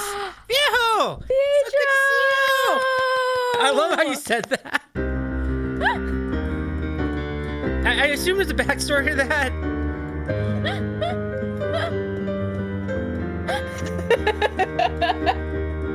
I predict the Viejo.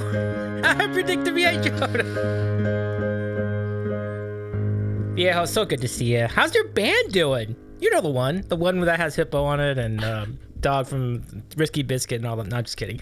Viejo, so good to see you. Welcome in. Saved by the Bell. If I say anything but BrookstoneBards now, they're going to hate me for the rest of my life. So. That's a good point. I love you buying time for our friend Trina. Viejo, welcome in. It's so great to see you again, my friend. My name is Davey. I am a variety streamer out of Los Angeles, and this is the Sandwich Show, a Twitch channel that features interviews, music, and all sorts of other chaotic nonsense. And it is so nice to see you again. Folks in our chat, please follow HouseofViejo. Really cool musician, really great acoustic musician, doing gigs regularly, not only in the real world, but also on Twitch. So I highly recommend the follow. This is Trina Chakrabarti Music, who was also our guest tonight. Exclamation point guest if you want to find out more about her. If you want to follow our friend, just click on the name in the title of our show, and you can click the follow button thereafter. Pete says, answer wisely, aka Viejo says more like tread carefully. Wait, I'm only allowed one. Technically, there's 2 of you. Sometimes 3. Sometimes 4. Sometimes 3. Yeah. I guess if you consider it an act, then that would probably be okay. If you consider that. I know. I'm just trying to get out of the hole that I've been shoved into. Oh gosh, this is great.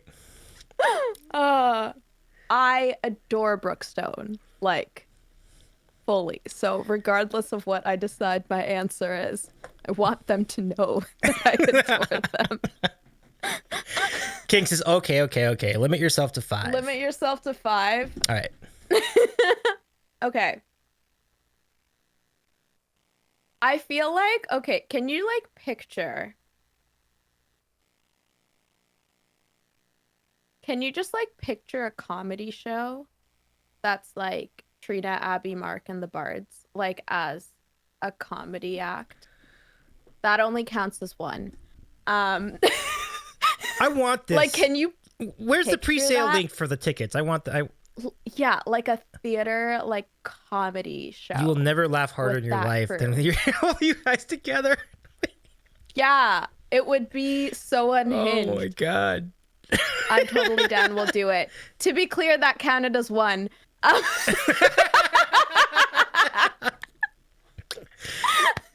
But what a hell of a one that is. Let me tell you. That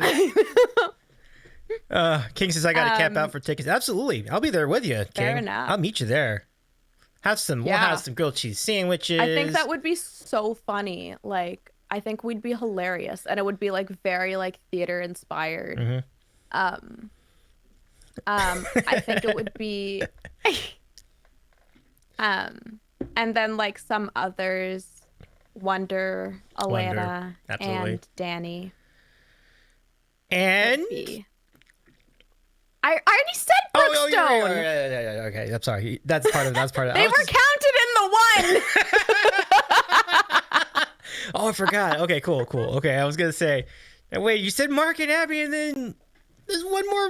Okay, I got you. And Brookstone. It's gonna be all of us in like a comedy troupe. We're gonna be like a troupe. It's gonna be a thing. Pete, thank you so much. Shout out BrookstoneBards. So good to see you again. Thank you so much for the raid.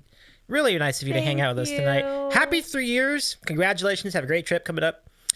And Brooks and Pete says, and Trina, congrats on your single. Thank you. Yeah, fantastic stuff, Trina. That's huge to get the first one out. Like, you know, now you've laid the groundwork for how to do future ones. Yeah, and now I like won't stop. Like I have so many ideas. Nice. Like it's just Absolutely.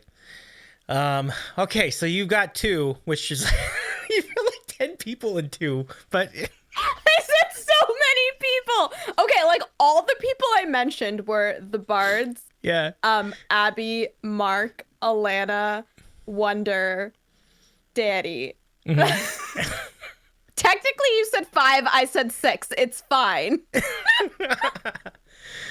That's great. Joey, that's phenomenal. Thank you so much for hanging out with us tonight. Joey, this is a callback to yesterday, but do you own a first printing sticks picture disc of Paradise Theater? I'll put that on socials tomorrow, folks. You'll get a better idea what that is. But is Dree in the chat? Dree, so good to see you. What's up? Pop it up. Shout out Dream on Music. Oh my goodness, great to see you again. Phenomenal job on Borkfest too, by the way. That goes for Pete too, by the way. Yeah, Pete had a great stream too with the gang. So good to see you, Dreamer. How's everything going? How are the beers tasting these days? I hope you're well. So we are tonight. For those of you joining us, we are hanging out with Trina Chakrabarti Music, who is just an awesome singer, and a really great savant of musical theater. Just great taste in music in general, based on what we've been talking about, like your favorite collab ideas. Really good stuff. If you have a question for Trina, last call for questions! Exclamation point question followed by the question itself. Trina says, "Hi, all. It's going. I'm glad to see you. It's glad to see you too, Dre. Hope you're hanging in there. Yeah. So good to see you. Yeah. So you do have. I think you have like 2 left. You said 6, but that's like 2 acts. Like really, that's just 2. So like if you were to do 3 more. Yeah, it's 2. Like Nick Sounds. I think that would be an awesome collab.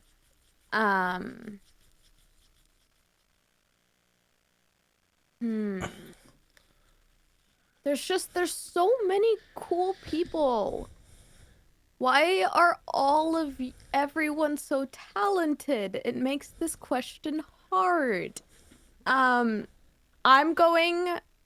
The answers I'm giving are very much based on voice style and meshing, because I'm picturing like a harmony moment in these answers, which is why like Danny, Alana, Wonder, like very much like kind of that vibe. Joyce is she's stalling.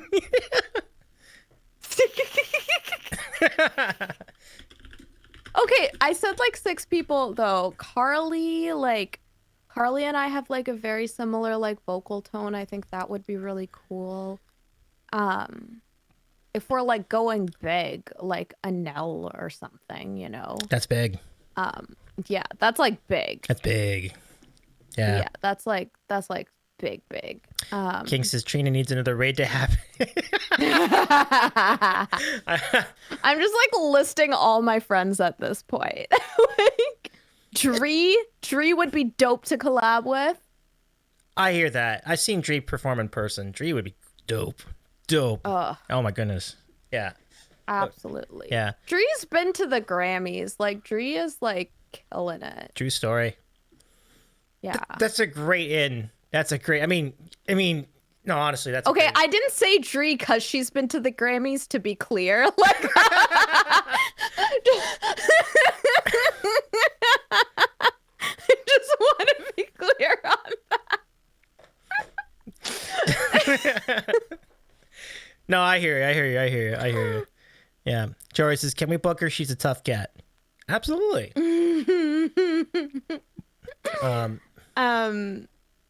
Chaselyn. Oh yeah, Chaselyn. That's my credits, folks. That's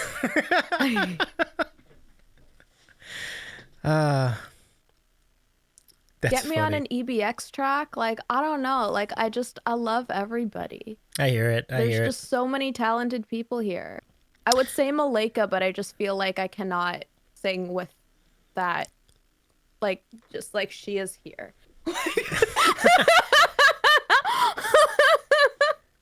She's definitely got a powerful voice. There's no doubt. Malika is definitely on another level. Like when you say that, you can mean sometimes that means figuratively, but this like literally, like in this case. So I totally understand. No, like just the powerhouse of her voice. Yeah.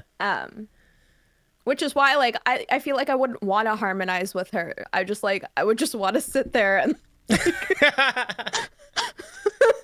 That's funny. That's funny, Trina. King says, lit, badge of honor. There you go. Joey says, I played the Catalina wine mixer. Let's go. Pump it up. That's not nothing. Joey, I know you got some musical chops too. It's not nothing. Yeah. Yeah. I think the reason why I think Danny would be such a fun one is because she plays like 300 instruments. Yeah. So like, just like go around. That's to all true. of them, you know? Marvelous idea. Yeah. It would be it'd be entertaining on both levels, like visually with the many different instruments and types of instruments too, like from the kazoo to like one of these, you know, and then like and like we'd probably both show up in onesies, right? Like I have yet to see a collab that involves Danielle or that did not have onesies involved. It doesn't matter what the channel is. Like it's impossible. Yeah. Like, you know, I love the dinos. I am one with the dinos because they are chaos and I too am chaos. I love it. I love it. We are such big fans of the Dino community over here, and big shout out to Dino Stream Fest coming up this weekend. I hope you all have great streams. Yeah. And Joey says trying to think of 300 instruments. Oh, they're there. They're there. It's just automatones. What if we did an automaton choir? Like we'd get up there and people would think we're singing, but then we just bring it. Oh no! I could not even say. I mean that could go any of a number of directions. Honestly, yeah. I would be extremely entertained. Do you want to join our automaton choir, Davey? Yeah, I do. This is your official invite. You in on this, Ruben? You on this? Yeah, Ruben's in. We want in. We're in. We'll do it. Someone is already working a Twitch musician automaton choir. We are now. We Spread are the now. word. I don't even have one yet. Oh, it's easy. It's not expensive. You can get one on Amazon. It's really great. Yeah. Automaton Mafia stream. Joey knows. I like that you have the unicorn one. That brings me joy. Oh, thanks. I mean, that was definitely a Danny inspiration because I did it for Yeah. Screamfest one time, and yeah, Little Ruben is always excited to do music, so it's a very colorful automaton. And no one can feel excluded from my answer because every single streamer will be in the automaton choir. That is true. Literally everybody on Twitch was referenced in this answer. 10 minutes later, and it's like, that's my 5. It's like 100 people. The 5th one is everybody. Oh my goodness. King says, "Well, I'll be in the bomb shelter. Say hi to Clever for me while you're down there. 'Cause Clever wants nothing to do with a automaton stream for." That's great. King, thank you for the question. That's an awesome question. Okay, last call for questions. Anybody with a question for Trina? These questions have been great tonight, everybody. Thank you so much for hanging out with us tonight. Yeah, I've had to think. So if you want to give me a dumb question, that would be great.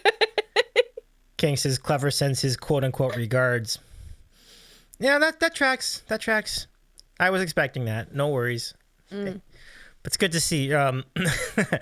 Let's see. Spoons, washboard. Oh, that's what you play, Joey? Nice. Oh, gotcha. We do need percussion in this band. You know. We do. Yeah, Davey, have I showed you my latest friend? Ah. You saw all the ones back there. I don't know if I've shown you my latest one. Let us see. Wow. He's a book dragon. So his wings are like an open book. Wow. And he has glasses. It's so erudite. I love it. So classy. Yeah. Hello, my new friend. And his name is Giles. I named him after Giles from Buffy the Vampire Slayer because I think he kind of looks like him. Oh yeah, you're right. I can't explain to you why I think he looks like him. But I think he looks like him. I've never seen the show, so I couldn't really answer that. But he he is a librarian, so I think that helps. He definitely looks like a librarian. So Giles, nice to meet you. I hope you like sandwiches. My name is Davey. I eat many of them. Joey's question: best flavor Starburst. Ah, yes. Good question. Strawberry. Is fruit punch a flavor? Starburst? Yeah. If it is, then it's that. If it's not, it's orange. I think it's orange anyway. I think I like orange the most. Yeah. Let's say orange. The baby pink one. That's the one I like. Yeah. I've had, that's another solid. That's another solid choice. Yeah. Yeah. Yeah. Good choice, Trina. Just not yellow. I love yellow. It's lemon. I'm good with yellow. Let's stay with us for a bit. Some of you will see you in 90 seconds, but yeah, yellow.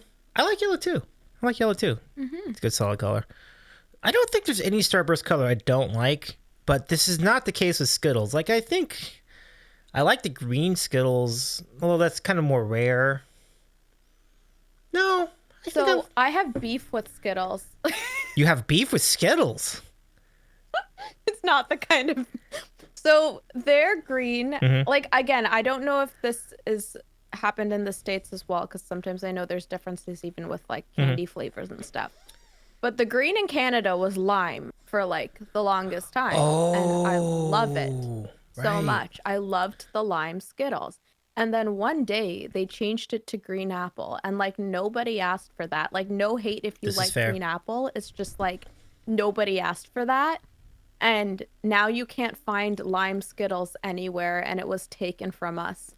And it's devastating. And now whenever I eat a green Skittle, I'm just sad because it's not lime.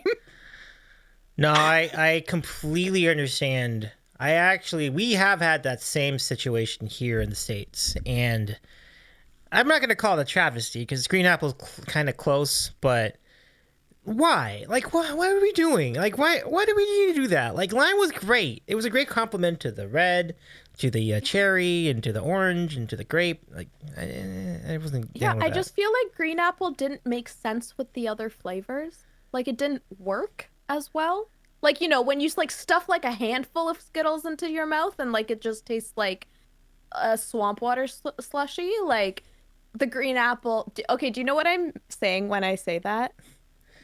Well, it's a kind of a train wreck when you put them all in there at the same time. Yeah, I totally get it. Yeah, but it still tastes good. But when it's all in there and then it's green apple. So a swamp water slushy is when you go to like the gas station and you mix all the flavors together and then it turns brown. But it tastes awesome. But... Actually, I get familiar with that. Yeah. Like, because this is what you get to do when you get like 30 different soda choices at. Yeah. Mm-hmm.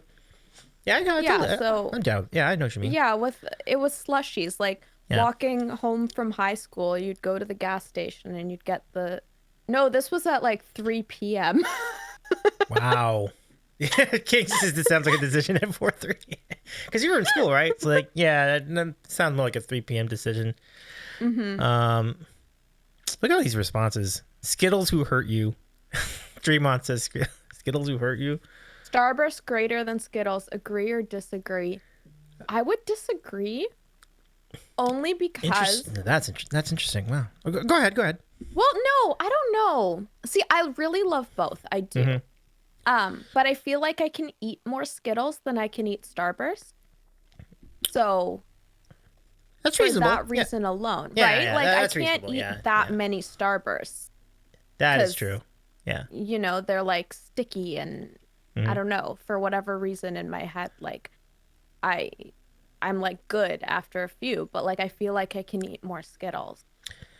No, I know what you. Yeah, that's true. That is true. That's true. Because like, I mean, I want to say I can eat like 50 Starbursts, but then I'm like getting through like 10 of them, and it's like it gets a little rich after a while. So that's fair. Yeah. But I did think that Starbursts were better just from the standpoint that the flavors themselves are more distinctive from one another, whereas. Agreed for sure, for sure. King says Skittles does work better in an eating competition than Starburst. Don't ask how I know. Let me have the next Joey Chestnut over here, King.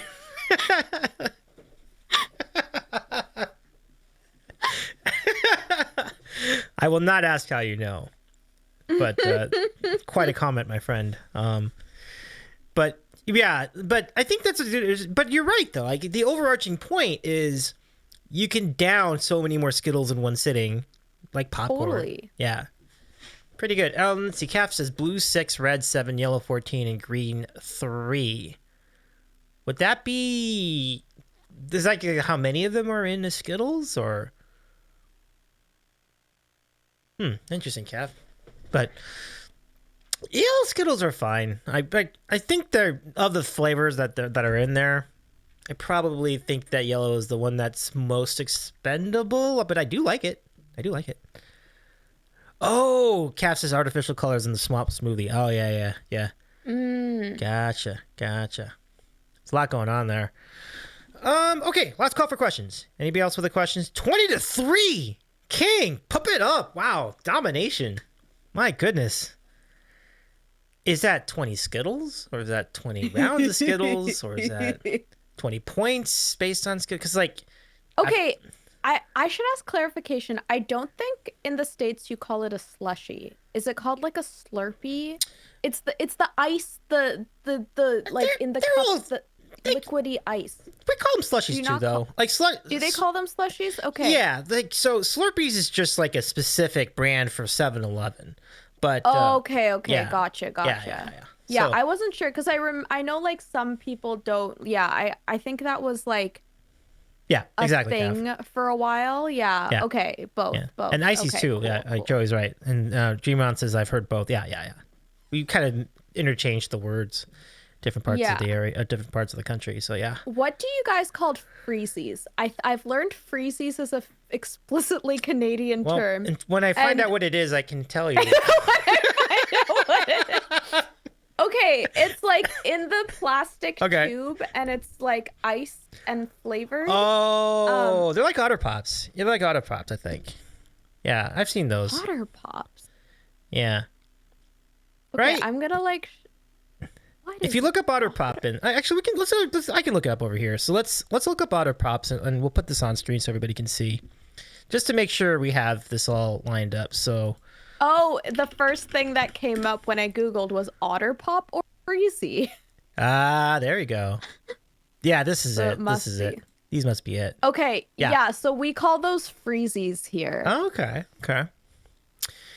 They're all right. I mean, the problem is that you can lose the taste so quickly because it all kind of Yeah, and then it tastes like plastic. Yeah, yeah, Because of the plastic. yeah. That's the See, trick we of had a it. Freezies like cheer in my elementary school, where like they would sell Freezies when it got warm, and there was like a whole Freezy cheer, and it was like a whole thing. But Yeah. I didn't know until like a few months ago that calling them Freezies is like a Canadian thing. Like literally, I learned this like a few months ago. It's completely all right though. It's just one of those things like you don't realize how regional terms are, like pop for soda and soda for soda. And Yeah. and even things like cocktails. Like, so when my friend from the East Coast went out to visit California, first time I ever met him was out here in SoCal. So he kept asking for a vodka and seltzer, but people in these bars around here didn't know what seltzer was. It's just club soda. So we always call it vodka and soda. But that's like, I never really thought about that. I guess seltzer would be the same thing, wouldn't it? So Yeah. Yeah. Because we say soda here too. Yeah. Like in that context. absolutely. So, whoa, wrong button over here. Okay. But any other nominations for things we can talk about, friends? Joey says, what is the ice cream that is the little tiny marbles that stick to your tongue and lips because it's so cold? Dippin' Dots? Yeah, I think that's Dippin' Dots. So that's what we call them. We call those Yeah. Dippin' Dots. The let's- ones you get at like the movie theater. Yeah. In the Yeah. vending machine. Those are pretty good. What do you call a hot dog? Hot dog? Okay, cool. Okay, I thought that might have been something different. People call it something else. Just in case. I just wondered maybe they call them Franks or something, or, you know. No, Okay. You still call them hot dogs in Canada? That's good. still hot dog. Okay. I think today's National Poutine Day, too. So happy National Poutine Day, everybody. Thank you. Yeah. Thank you. It's good. I love poutine. Like, obviously, it would seem like it's the best in Montreal, based on what I know. Yeah, Quebec in general. Yeah. Yeah. Because I didn't like poutine and then I had it in Quebec and I was like, oh, Dig it. I get it now. But that's the thing. It's like good poutine is so good, but like it's not standardized. And poutine needs to be standardized. Like, I don't want no like soggy thin fries and cheddar cheese on my poutine. Like, this is like not. 1000% agree. 1000%. King says, ooh, Trina, tell us about Tim Hortons. Ice caps. Wait. caps What are is the an way to ice go. cap? Okay, so I think I've heard that term. This is on An me. ice This is cap on is me. basically like a coffee flavored slushy. Oh, okay. Yeah. We've had those. Those are basically frappuccinos. That's what they call them at Starbucks. So. No, it's different. 'cause Oh, it's an different. ice cap. All right. No, this is just literally me being a snob and saying no, it's different because it's an ice cap. Okay. Let's look this up. Tim Hortons. Yeah, this is a frappuccino, you guys. Wait. But it's different because it's an ice cap. They look great though. Like, for what it's worth, they look really great. Ice cap. As someone who doesn't like coffee, I do like ice caps. Cool. I don't know why, but probably because there's just so much sugar. I was good. Yeah, that's probably it. These do look good though. Yeah. I could probably. But the thing about Tim Hortons is the few that are in the States are like bad. So like if you're in the States and you have Timmy's in the state, like if you go to a Timmy's that's in the States, Yeah. like don't judge it based on that because Oh. I swear something gets lost in translation. Really? Like, it's not the same. But I will say, like, most people don't actually like Timmy's like standard coffee. So that's also. I need to thing. investigate this situation. I'm also going to talk to our friend Timma from the BrookstoneBards about that too, because he has been to the genuine article, and I think he would have a very good opinion on stateside Timmy's. But that's a good. Thank you for warning us about that, because like I was gonna have him like, man, I don't get the hype. Like, what is the big deal? You know, I get it. That's good to know. Joey says they opened and closed in St. Louis in 4 months. Yeesh. But again, maybe that's why, because it's not authentic. Maybe that's the reason. Yeah, they're not good. Best Canadian rapper. I like Classified. I like Kanon. I like Shad. Cardinal Official. Mm-hmm. Those are like a few that come to my mind that I like. Some hardcore answers too, because I was thinking you might have gone like Drake or somebody like that, but I'm not a fan of Drake. It's reasonable. It's reasonable for sure. Personally, I hear you. Not my thing. Mm-hmm. Word up on that. Okay, so I think that's about all. We've had a great run of questions tonight. Thank you everybody for sending them in. It's really good stuff. Joey says, what did you just say? Uh-oh. Did you not know the name of any of those? He's like, who are these? Wait, the Drake, or are you mad that I said? I think it's a Drake comment, yeah. Oh, I'm sorry. Man. Well, I know that, it's just with anybody else. Anyone else who's particularly famous, they're not for everybody, right? So... Yeah, it's just a preference. I still am happy that he won the Juno for Best New Artist like 10 years ago over Justin Bieber. For the Americans, Junos is the Canadian Grammys, but nobody actually watches it. Wow. That's wild. But still, he's just not for me. Gotcha.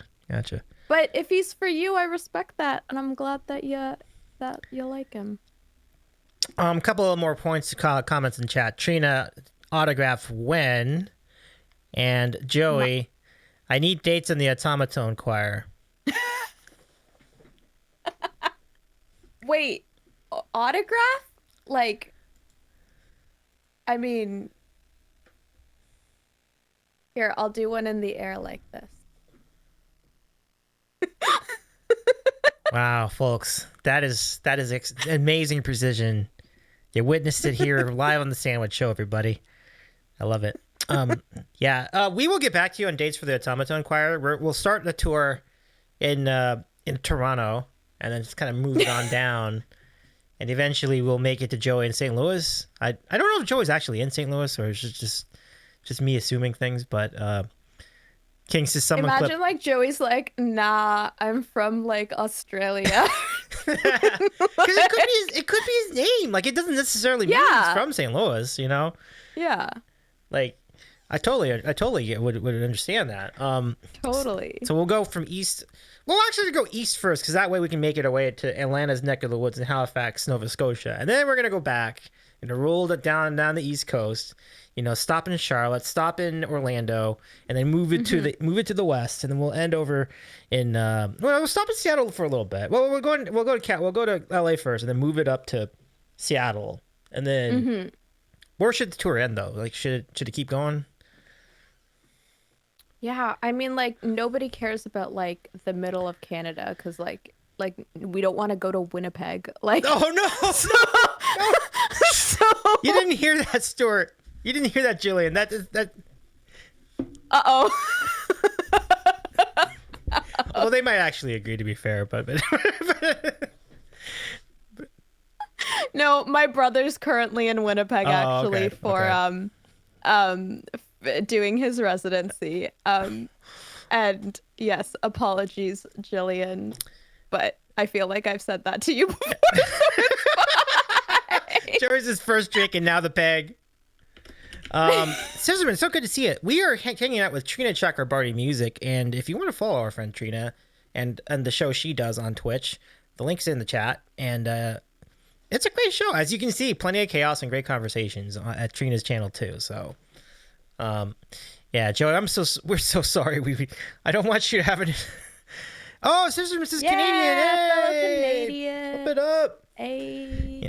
But I would not sell. But I will say, on a more serious note, well, man, it's not gonna be that serious to be honest. But on a kind of serious note, I would not sell Winnipeg short because I think the one thing you'll get is enthusiasm for music, and so I do think that the They actually have a great music scene. Yeah. Like I heard the Winnipeg Folk Fest is like amazing, and I know Jillian got to perform at it recently, That's right. which is awesome. I was so happy for her. I told my brother to go see her if he can, but unfortunately he was working that night. Yeah, their folk fest I've heard is incredible. And like, you know, in the summers you'll enjoy Winnipeg. Like the main thing is like the winters.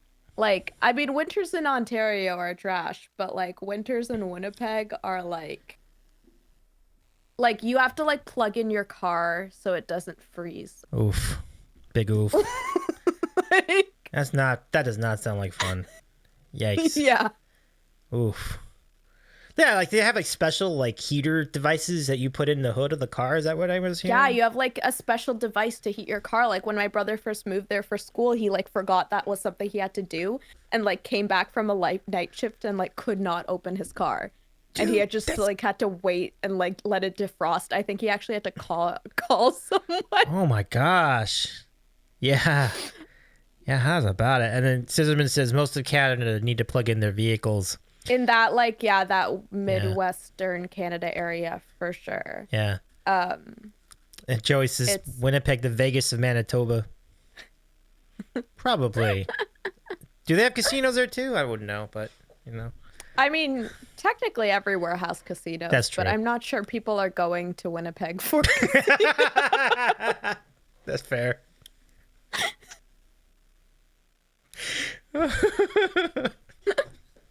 Good point. Actually, when my parents first immigrated from India, they were in Winnipeg Really? at first, which is a terrible contrast to experience from plus 40 Celsius to negative 40 Yeah. Celsius. Oh my gosh. And you're kind of wondering how did they? And are you surprised they stuck with the country after that? Like, Yeah, so yeah, they were in Winnipeg. They moved around a little bit for the first few years. They were even in the States for a little bit and were not a fan of where they were in the States.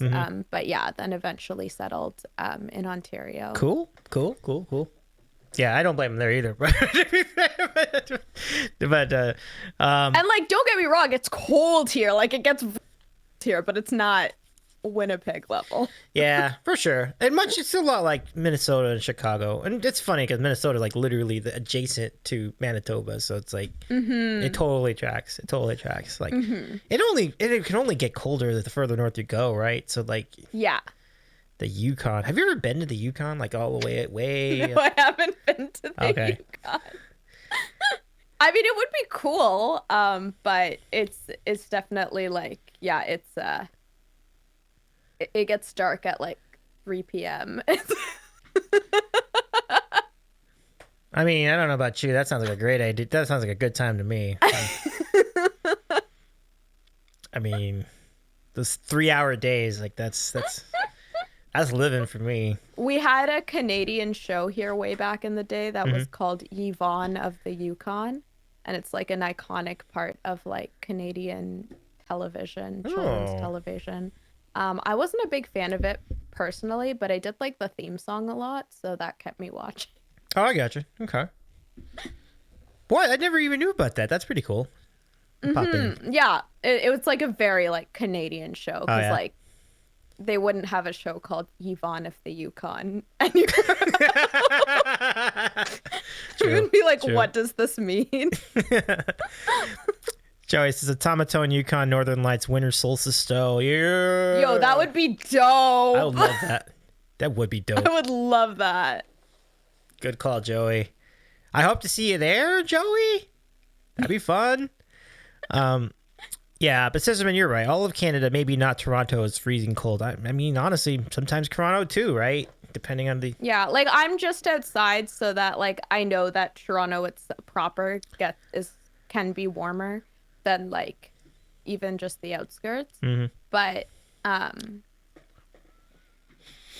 yeah, definitely cold. Yeah. But I would say it's a little more temperate like out west. Okay. I would think that Vancouver's kind of a little bit more warm than most. Yeah, it can be more temperate there. Like, it's not like it doesn't get cold, but I would say, like, you won't necessarily get the negative 40 Celsius weather in Vancouver. King says, sounds like you would need dope. Yeah. Steven says, I'll visit a place to see the Northern Lights. Live there? No thanks. Well, no, I mean, this is a one-night-only event. Featuring... Fly to the Yukon and then leave immediately.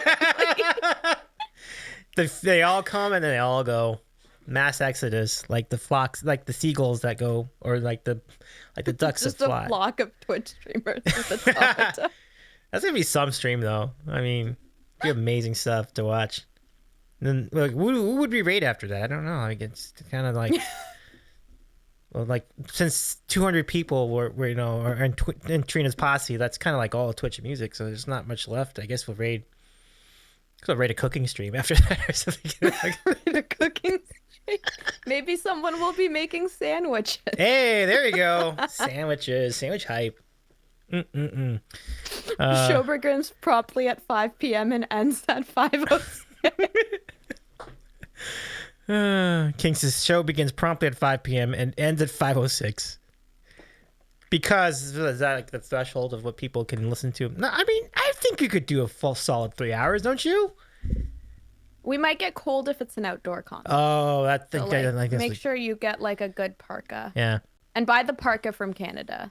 Like where you buy the parka matters for maximum warmth. It's good advice, Trina. Joey says, picturing the security at the airport when everyone on the flight has an automaton.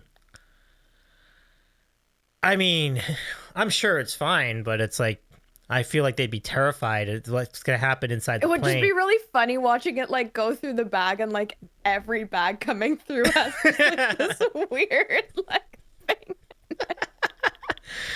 Oh, man. That's true. That would be...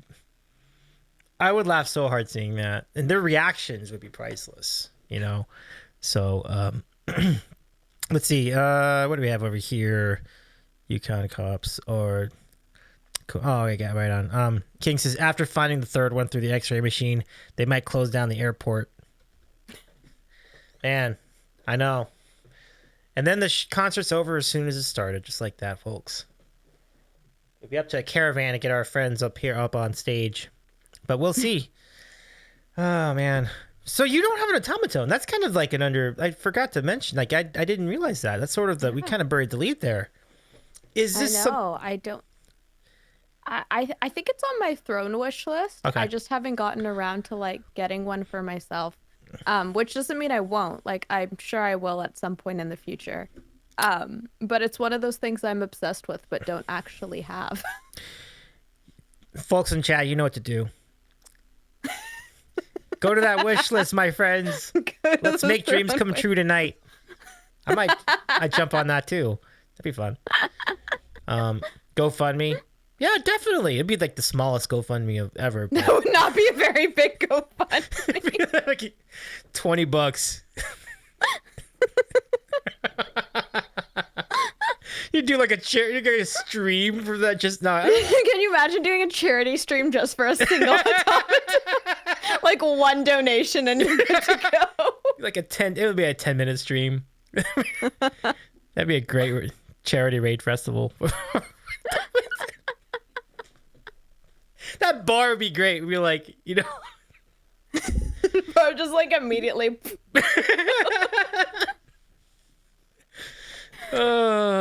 That's good. Let's see. And this is, let's see. Okay. Well, Trina, this has been so much fun tonight. I really, Joyce's raid train. King says, let's go chat. We need everyone in every color. That'd be a goal. That'd be a good goal. You know? Could do that for like $100, but What color would you go unicorn if you were to get one? Yeah, I think the one on my throne list is the unicorn one, Okay. I believe. Okay. Unless I'm wrong, but I'm looking sure. into that tomorrow, folks. Make dreams come true. Because at the moment, I'm just because if Trina were to come out here to California, we could get some people together and have like a smaller, like automaton. Smaller. Yeah. But super cool. But anyway, thank you again. I mean, I do want to thank you for being part of this tonight. Like, this has been really, really fun. Before we go, though, I do want to ask you, is there anything in the pipeline for Trina Chakrabarti music over on Twitch or elsewhere? So this Friday, my single will be everywhere you can listen to music, Spotify, Apple Music, wherever it is. In the meantime, you can stream it or download it on Bandcamp, and I'm currently working on some music with Wonder Truly that I'm really excited about, so you can look out for that as well. We'll be celebrating the release of the single on Sunday at 4 p.m. Eastern Standard Time, and the new music coming out, I'm really excited about it. Just like fantasy vibes. That's all I can say about that for now. That's a great prompt. That'll keep us all engaged and curious. So Trina, I can't wait for that to come out too, folks. This Trina Chakrabarti music. Go follow her, my friends. King, if you could do exclamation point guest in the chat to recap, and follow our friend. And you can also click Trina's name in the title of our show and give our friend a follow as well. Thank you, King, and thank you for all your help tonight, King, and Trina as well. It's good to see you both here tonight. Trina, this has been an absolute joy. I appreciate you hanging out for a little bit. Enjoy the rest of your week. We look forward to your upcoming streams whenever they may be. And enjoy the rest of your sandwich if you got any of it left. Yeah, I still have a little bit left that I'll eat up before going to bed. Thanks so much for having me, Absolutely. Davey. This was so much fun. You got it. Trina, all the best. Take care, my friend. Good times. Take care. Got it. Bye. Bye. Bye, everyone. Bye, Trina. Chat. Bye, chat. Thank you. All Trina. the buys everywhere. Trina, that was great. So, Rahomo says bye, Trina, as well. Good to see you. Trina Chakrabarti music, everybody. That was awesome. Take care, everyone. So we're gonna sing it a little bit in the chat. So, feel free to hang with us. Why don't we give a taste of that new single from Trina Chakrabarti music now? Let me go over and see if I can cue it up here. But Trina, thank you so much for hanging out with us tonight. That was such a fun time. King says my sides hurt now. Thanks. I know, what a fun spot that was. Wasn't that so fun? A lot of good laughs tonight. Rahomo, thank you so much for hanging out with us too. It was a really, really fun spot. So Trina, I appreciate you again. And I can't say this enough. Follow our good friend Trina Chakrabarti music. We are hoping to get Trina back. I think that's going to be pretty dang cool. Here's a track. It's called Calling. I'm going to play it for you folks. And then let's go ahead and we can chat for a few more minutes and then we'll go ahead and rate out.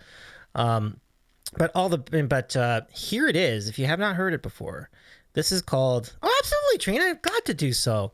Really fun times hanging out with you. Great sandwich too. So this is Calling from Trina Chakrabarti. Let's listen to it.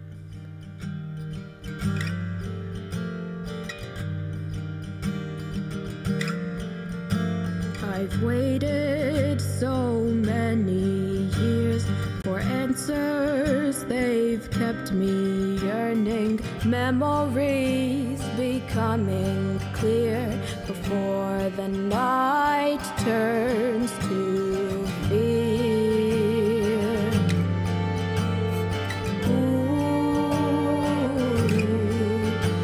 So tell me how I'm doing and tell me what I am. Those baseless, endless questions are calling for me back.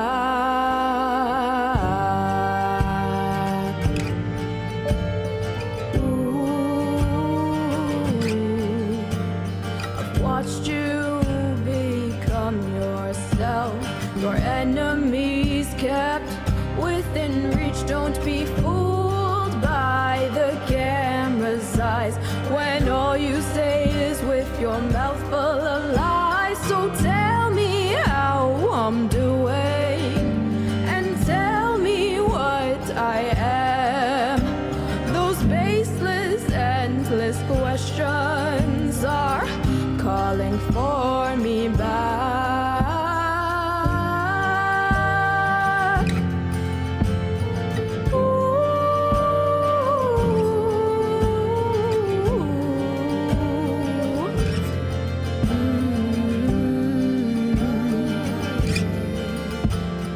Rose-colored glasses painted by him. Everything lasts when nothing begins. Destiny's comforts changes so fast. Miracles happen, but they never come back. 'Cause what am I doing and why does it matter when everything's made out of blood-tainted water? I tried to run, but I never could hide behind your walls and dirty parasites.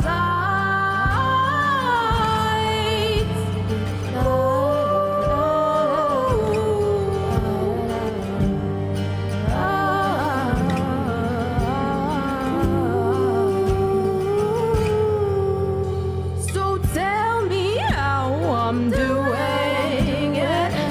Tell me what I am. Oh, those baseless, endless questions are calling for me back.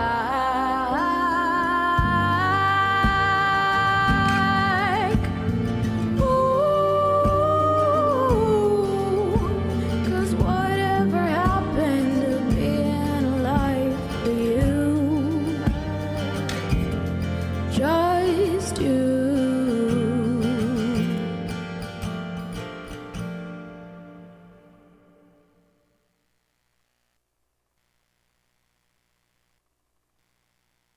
That's the new track. It's called Calling. It's from our guest tonight, Trina Chakrabarti.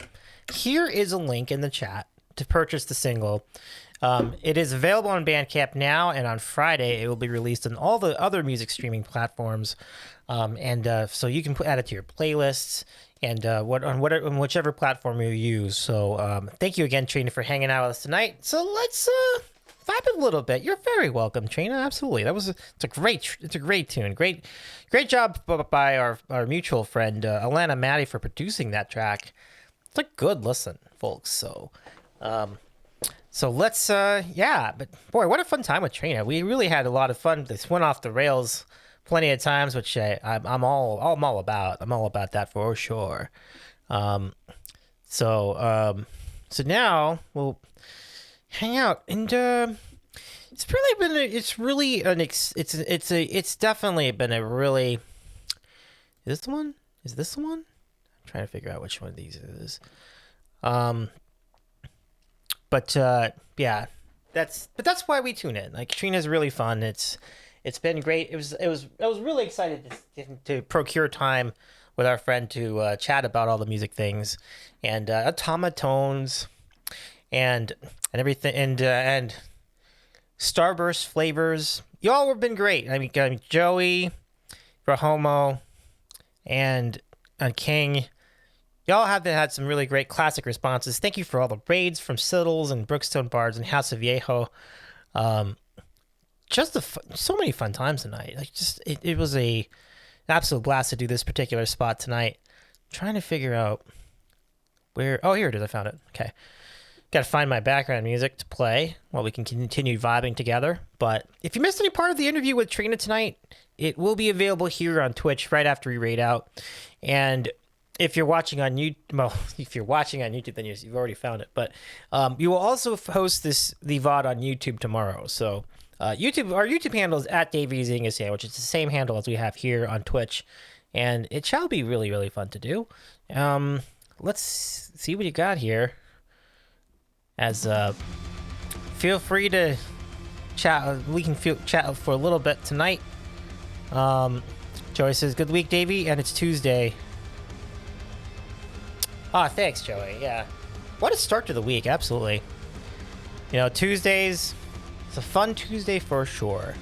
And I just felt so honored to get the raids from both Siddles and BrookstoneBards and HouseofViejo. Like, those are three really cool streamers, folks. So I'm really glad you all got to be part of this program tonight, everybody.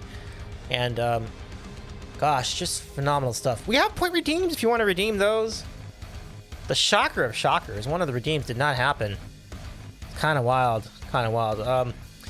So we are in the middle of an ad break, so we'll come out of that, and then once we are, I'll open it up to all of you to put in some point redeems.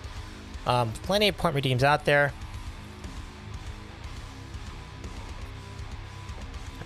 That chicken club was pretty good, you all. Pretty good. Good stuff. Good stuff. But the bacon was vibing. The chicken was vibing. The lettuce and tomato were vibing. I think I would have preferred it with mayonnaise, but I believe the chicken ranch clubs usually have ranch, so it's apropos. So I think it's fair. It's pretty good. Oh my goodness, Joey. Joey, that you know, I love it because it speaks to how much you're hanging out with us. I love it, Joey. Let's do the thing. Here we go. Okay, time for Bean Boozled. Joey St. Louis, or Joey St. Louis has redeemed it. Let us reveal our bean for the evening. All right, let's see what we got tonight. Thank you, Joey, for the redeem. Very kind of you to hang out. Okay, thank you for the hydrate. Let's do that. Thank you for all your help tonight with modding King, and that's really, really kind of you to hang out with us tonight. I loved your questions. Really good questions. So, we have, on this Tuesday after Easter Sunday, we have either rotten egg or buttered popcorn.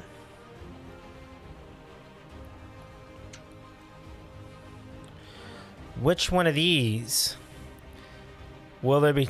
King says, just wait, there's more. Uh-oh. Uh-oh. But I'm excited. I can't wait to see which one it is. Likewise for this bean. 1 second. Egg again. I'm getting too used to this flavor. I'm not faking it. This stinks. Oh, man. Chat, you win. Congratulations. Oh, thank you for the redeem, Joey. I appreciate it, Joey. That's kind of you.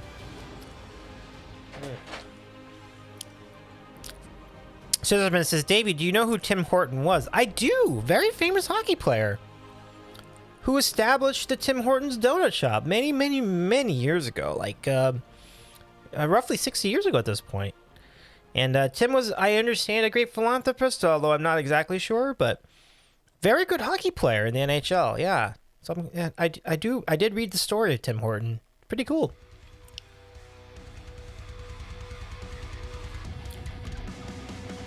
It's a great name too. Okay, and what happened to him? Just think, we could have had a Gordie Howe's. I know. Wait. That seems like a callback to the Wayne's World movie. So there might have been a Gordie Howe's at one point, but Scissorman says, oh, okay, and what happened to him? Well, yeah. I feel free to fill me in on that again, Scissorman, because I think I'm not completely up to speed on that. But I know that something did happen to him. Very much like Stan Makita. I think that's the one we were thinking of. Stan Makita, yeah. The Stan Makita donut shop, yeah. But Tim Hortons is like, and went on to being so much bigger than Stan Makita. So it's kind of an interesting situation. He died in a plane crash. He was going on a fishing. Oh, yeah. That's right. That detail I'd forgotten about. Yeah. He was lost in Amelia Earhart's flight. Wow. That was an Amelia Earhart flight.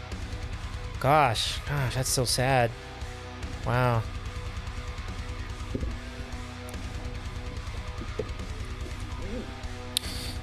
Gordie Howe would have been an interesting donut shop. Been an interesting donut shop for sure. Gosh, that was really sad though. Thank you for filling us in, Scissorman. That is a sad ending for what seemed like somebody who seemed like a pretty good person too. Yeah. They found Maple Long Johns on Howland Island. Wow. Gosh. That's actually another, we were talking about about regional names for foods. Long John is actually another one. We call them bars in the States. So we have maple bars, we have chocolate bars. But up in Canada, they call them Long Johns. I thought that was pretty interesting. I just recently learned about that myself, so I thought it was pretty interesting.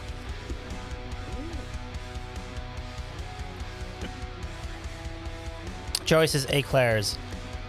Oh, eclairs are great. They're smaller, but they are good. The cream-filled eclairs.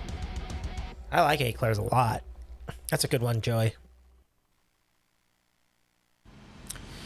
So folks, I'm gonna do about. That would be good timing. Oh, we're only gonna be here for like 10 more minutes. Okay, so let's. I don't know. I'll snooze on the break. I'll snooze on the BRB. I'll just have I'll do BRB things then once you rate out. So, but eclairs are great. Joey, do you have a go-to place for eclairs? Because I don't really know of any place that does eclairs regularly. I really only see them in certain spots, but they're not. I don't run to those spots frequently enough to really make a regular habit of them. But man, when I can get an eclair, it is good. There's some good stuff, Joey. Big fan of eclairs over here. Yeah, but oh, sorry. I'm sorry, folks.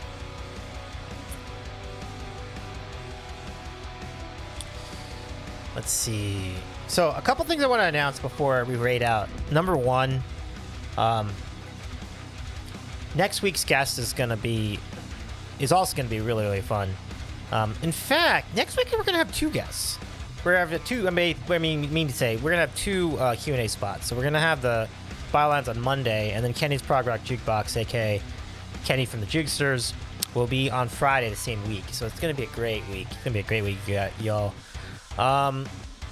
And tomorrow we're going to have a Masters recap show. So Sandwich Sports will make its return to the Sandwich Show, and we'll have our usual golf panel for that. John and Mike and Andy will be should be part of that show, and we'll be recapping the Masters. And then after that, we can keep talking. We can keep chatting about other various things.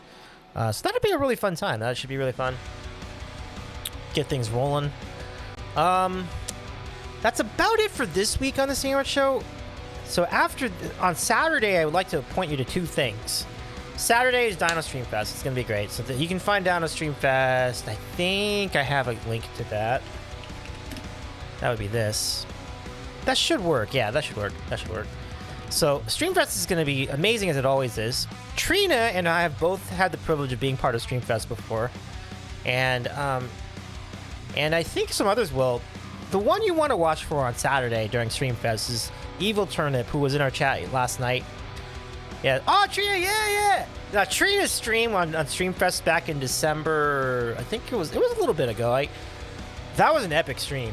The Chumble Wumble Vacuum. It's like epic time. I loved that stream. It was a really good time. Joyce has got to talk about Mike Greenberg spending half his show dogging out people's Masters attire. Mike Greenberg? You mean from ESPN? Man, Mike Green, that's just that one. That's just that good. Well, I will absolutely book. Joey, remind me about that tomorrow. You will definitely get into that. Mike Greenberg needs to slow his roll with that. But maybe it was fun. Maybe it was funny. Mike Greenberg doing something that's actually interesting would actually be news in and of itself. So, go, hey, Goblin! So good to see you recording, Goblin! Trina says so much chaos and fun. It really was. That was a fun time. Trina says lurk mode Davey as I get ready for bed. Thanks so much again for having me on the show. It was a lot of fun. It really was. Trina, thank you so much. And right back at you on all of those fronts. Have a great rest, my friend. It's really great to see you. Such a fun time. I had high hopes too, and it really wound up being such a great time. So folks, you will definitely want to watch the VOD if you're joining us late. Trina was so much fun to talk to, you all. So Trina, all the best. Take care, my friend. Shout out Trina Chakrabarti Music. Mods in the chat. And thank you so much for being a part of this. And you can also click on Trina's name in the title to follow her channel if you're not already. But I recommend that you do. Get your life right and follow Trina. But Recording Goblin, how's it going? Any sandwiches for you today? Hope you're doing well tonight. Thank you so much for stopping by.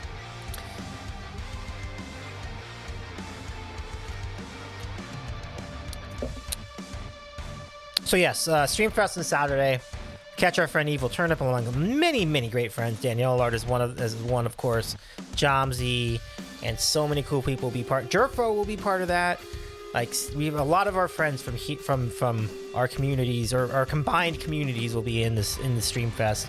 But in addition to that, you can catch me with Jillian Hayek and the LG Music and Stuart Hayek at Golf with Your Friends.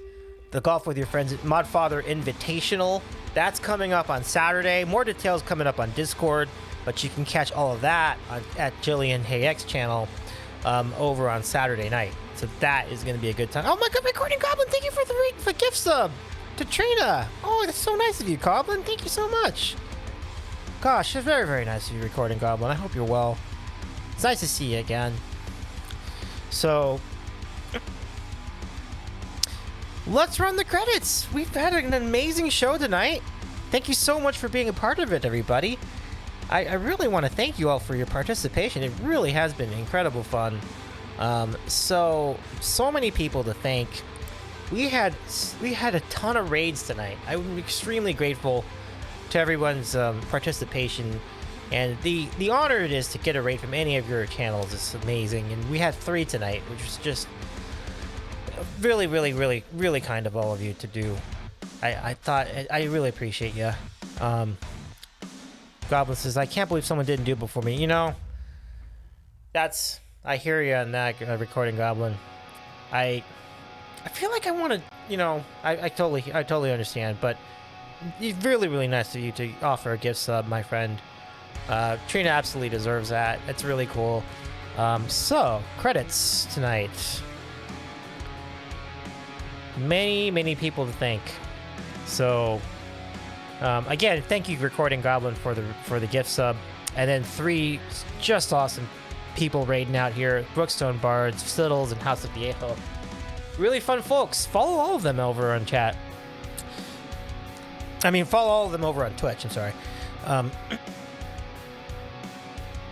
Scissorman says, actually, Davey, Dim Horton died in a car crash. It was Toronto Maple Leaf player Bill Barlico who died in a plane crash. Got them mixed up. Oh, okay, no problem. No problem, Scissorman. But I got the gist of it, for sure. All good. But we've had so many cool people in our chat tonight. Thank you again for hanging out with us. So let's go find someone to raid. We have some good choices tonight, so let's see who's out there for us. Something chaotic sounds good tonight. Let's see what'll fit the bill. Let's see. Let me see. Oh yeah. A lot of good choices tonight, my friends. Let us see what we got. What is good and chaotic and all the things. Oh, gosh! Okay, we could do that, sure. It's, that might seem like an interesting idea. Okay. Do we do that? Let's see, how chaotic do you want to be? How chaotic do you feel like being tonight, everybody? Do you feel like being chill chaotic? Or just all out, unleashed, pure chaos? Hold on, before we do this, let me double check a thing. Hold on, I'm gonna turn this down a little bit. Just a little bit. I don't want to give away anything, so I'm gonna turn this down so no sound from any raid destinations comes into play.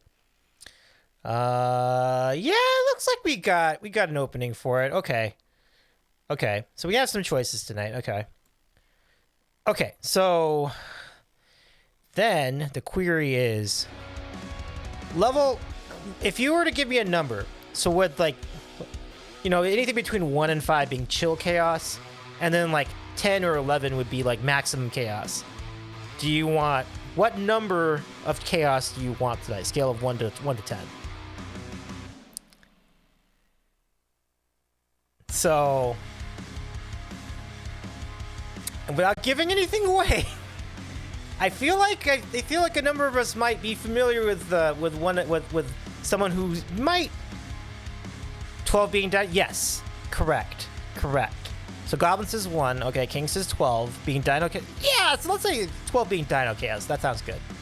So, what level are you all in the mood for tonight? So you have 1 and you have a 12. Okay, cool. And I've got ideas for any of these numbers. So, okay. I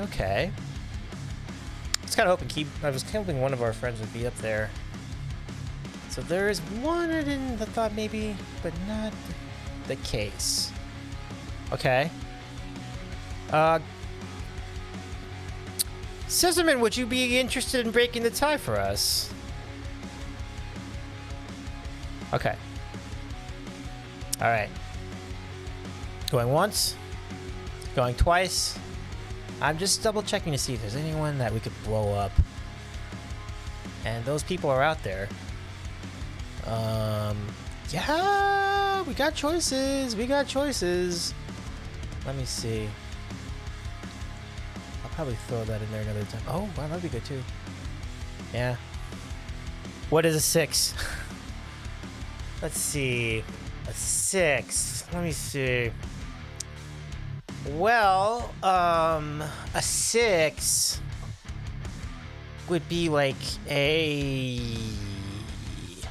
Let me see. I'm gonna run it through this again just to make sure I got these lined up. So a 6. Well, a 6 would probably be in the arena of looping. No, actually, I think a 6 would probably be in the arena of the refrigerator. So we could do that. Or we could go max chaos for a 12. Or close to 12. I'm trying to find someone else who could be a good one.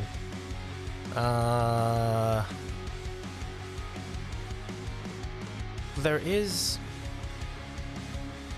Recording Goblin says, I've been indulging in some wobbly pop for some time. Nice.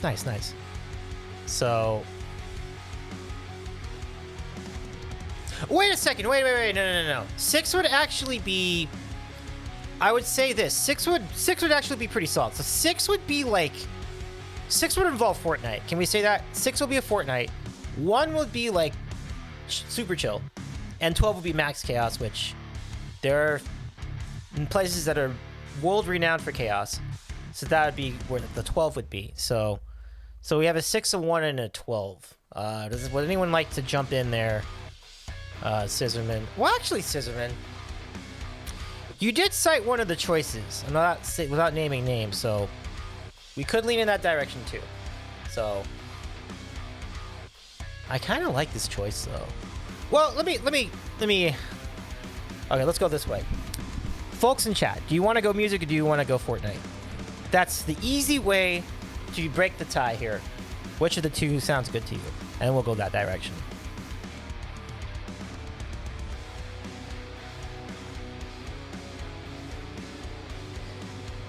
I'll hang out here for a little bit while we determine that information. Music for me? Okay. Then I think I know where we're going.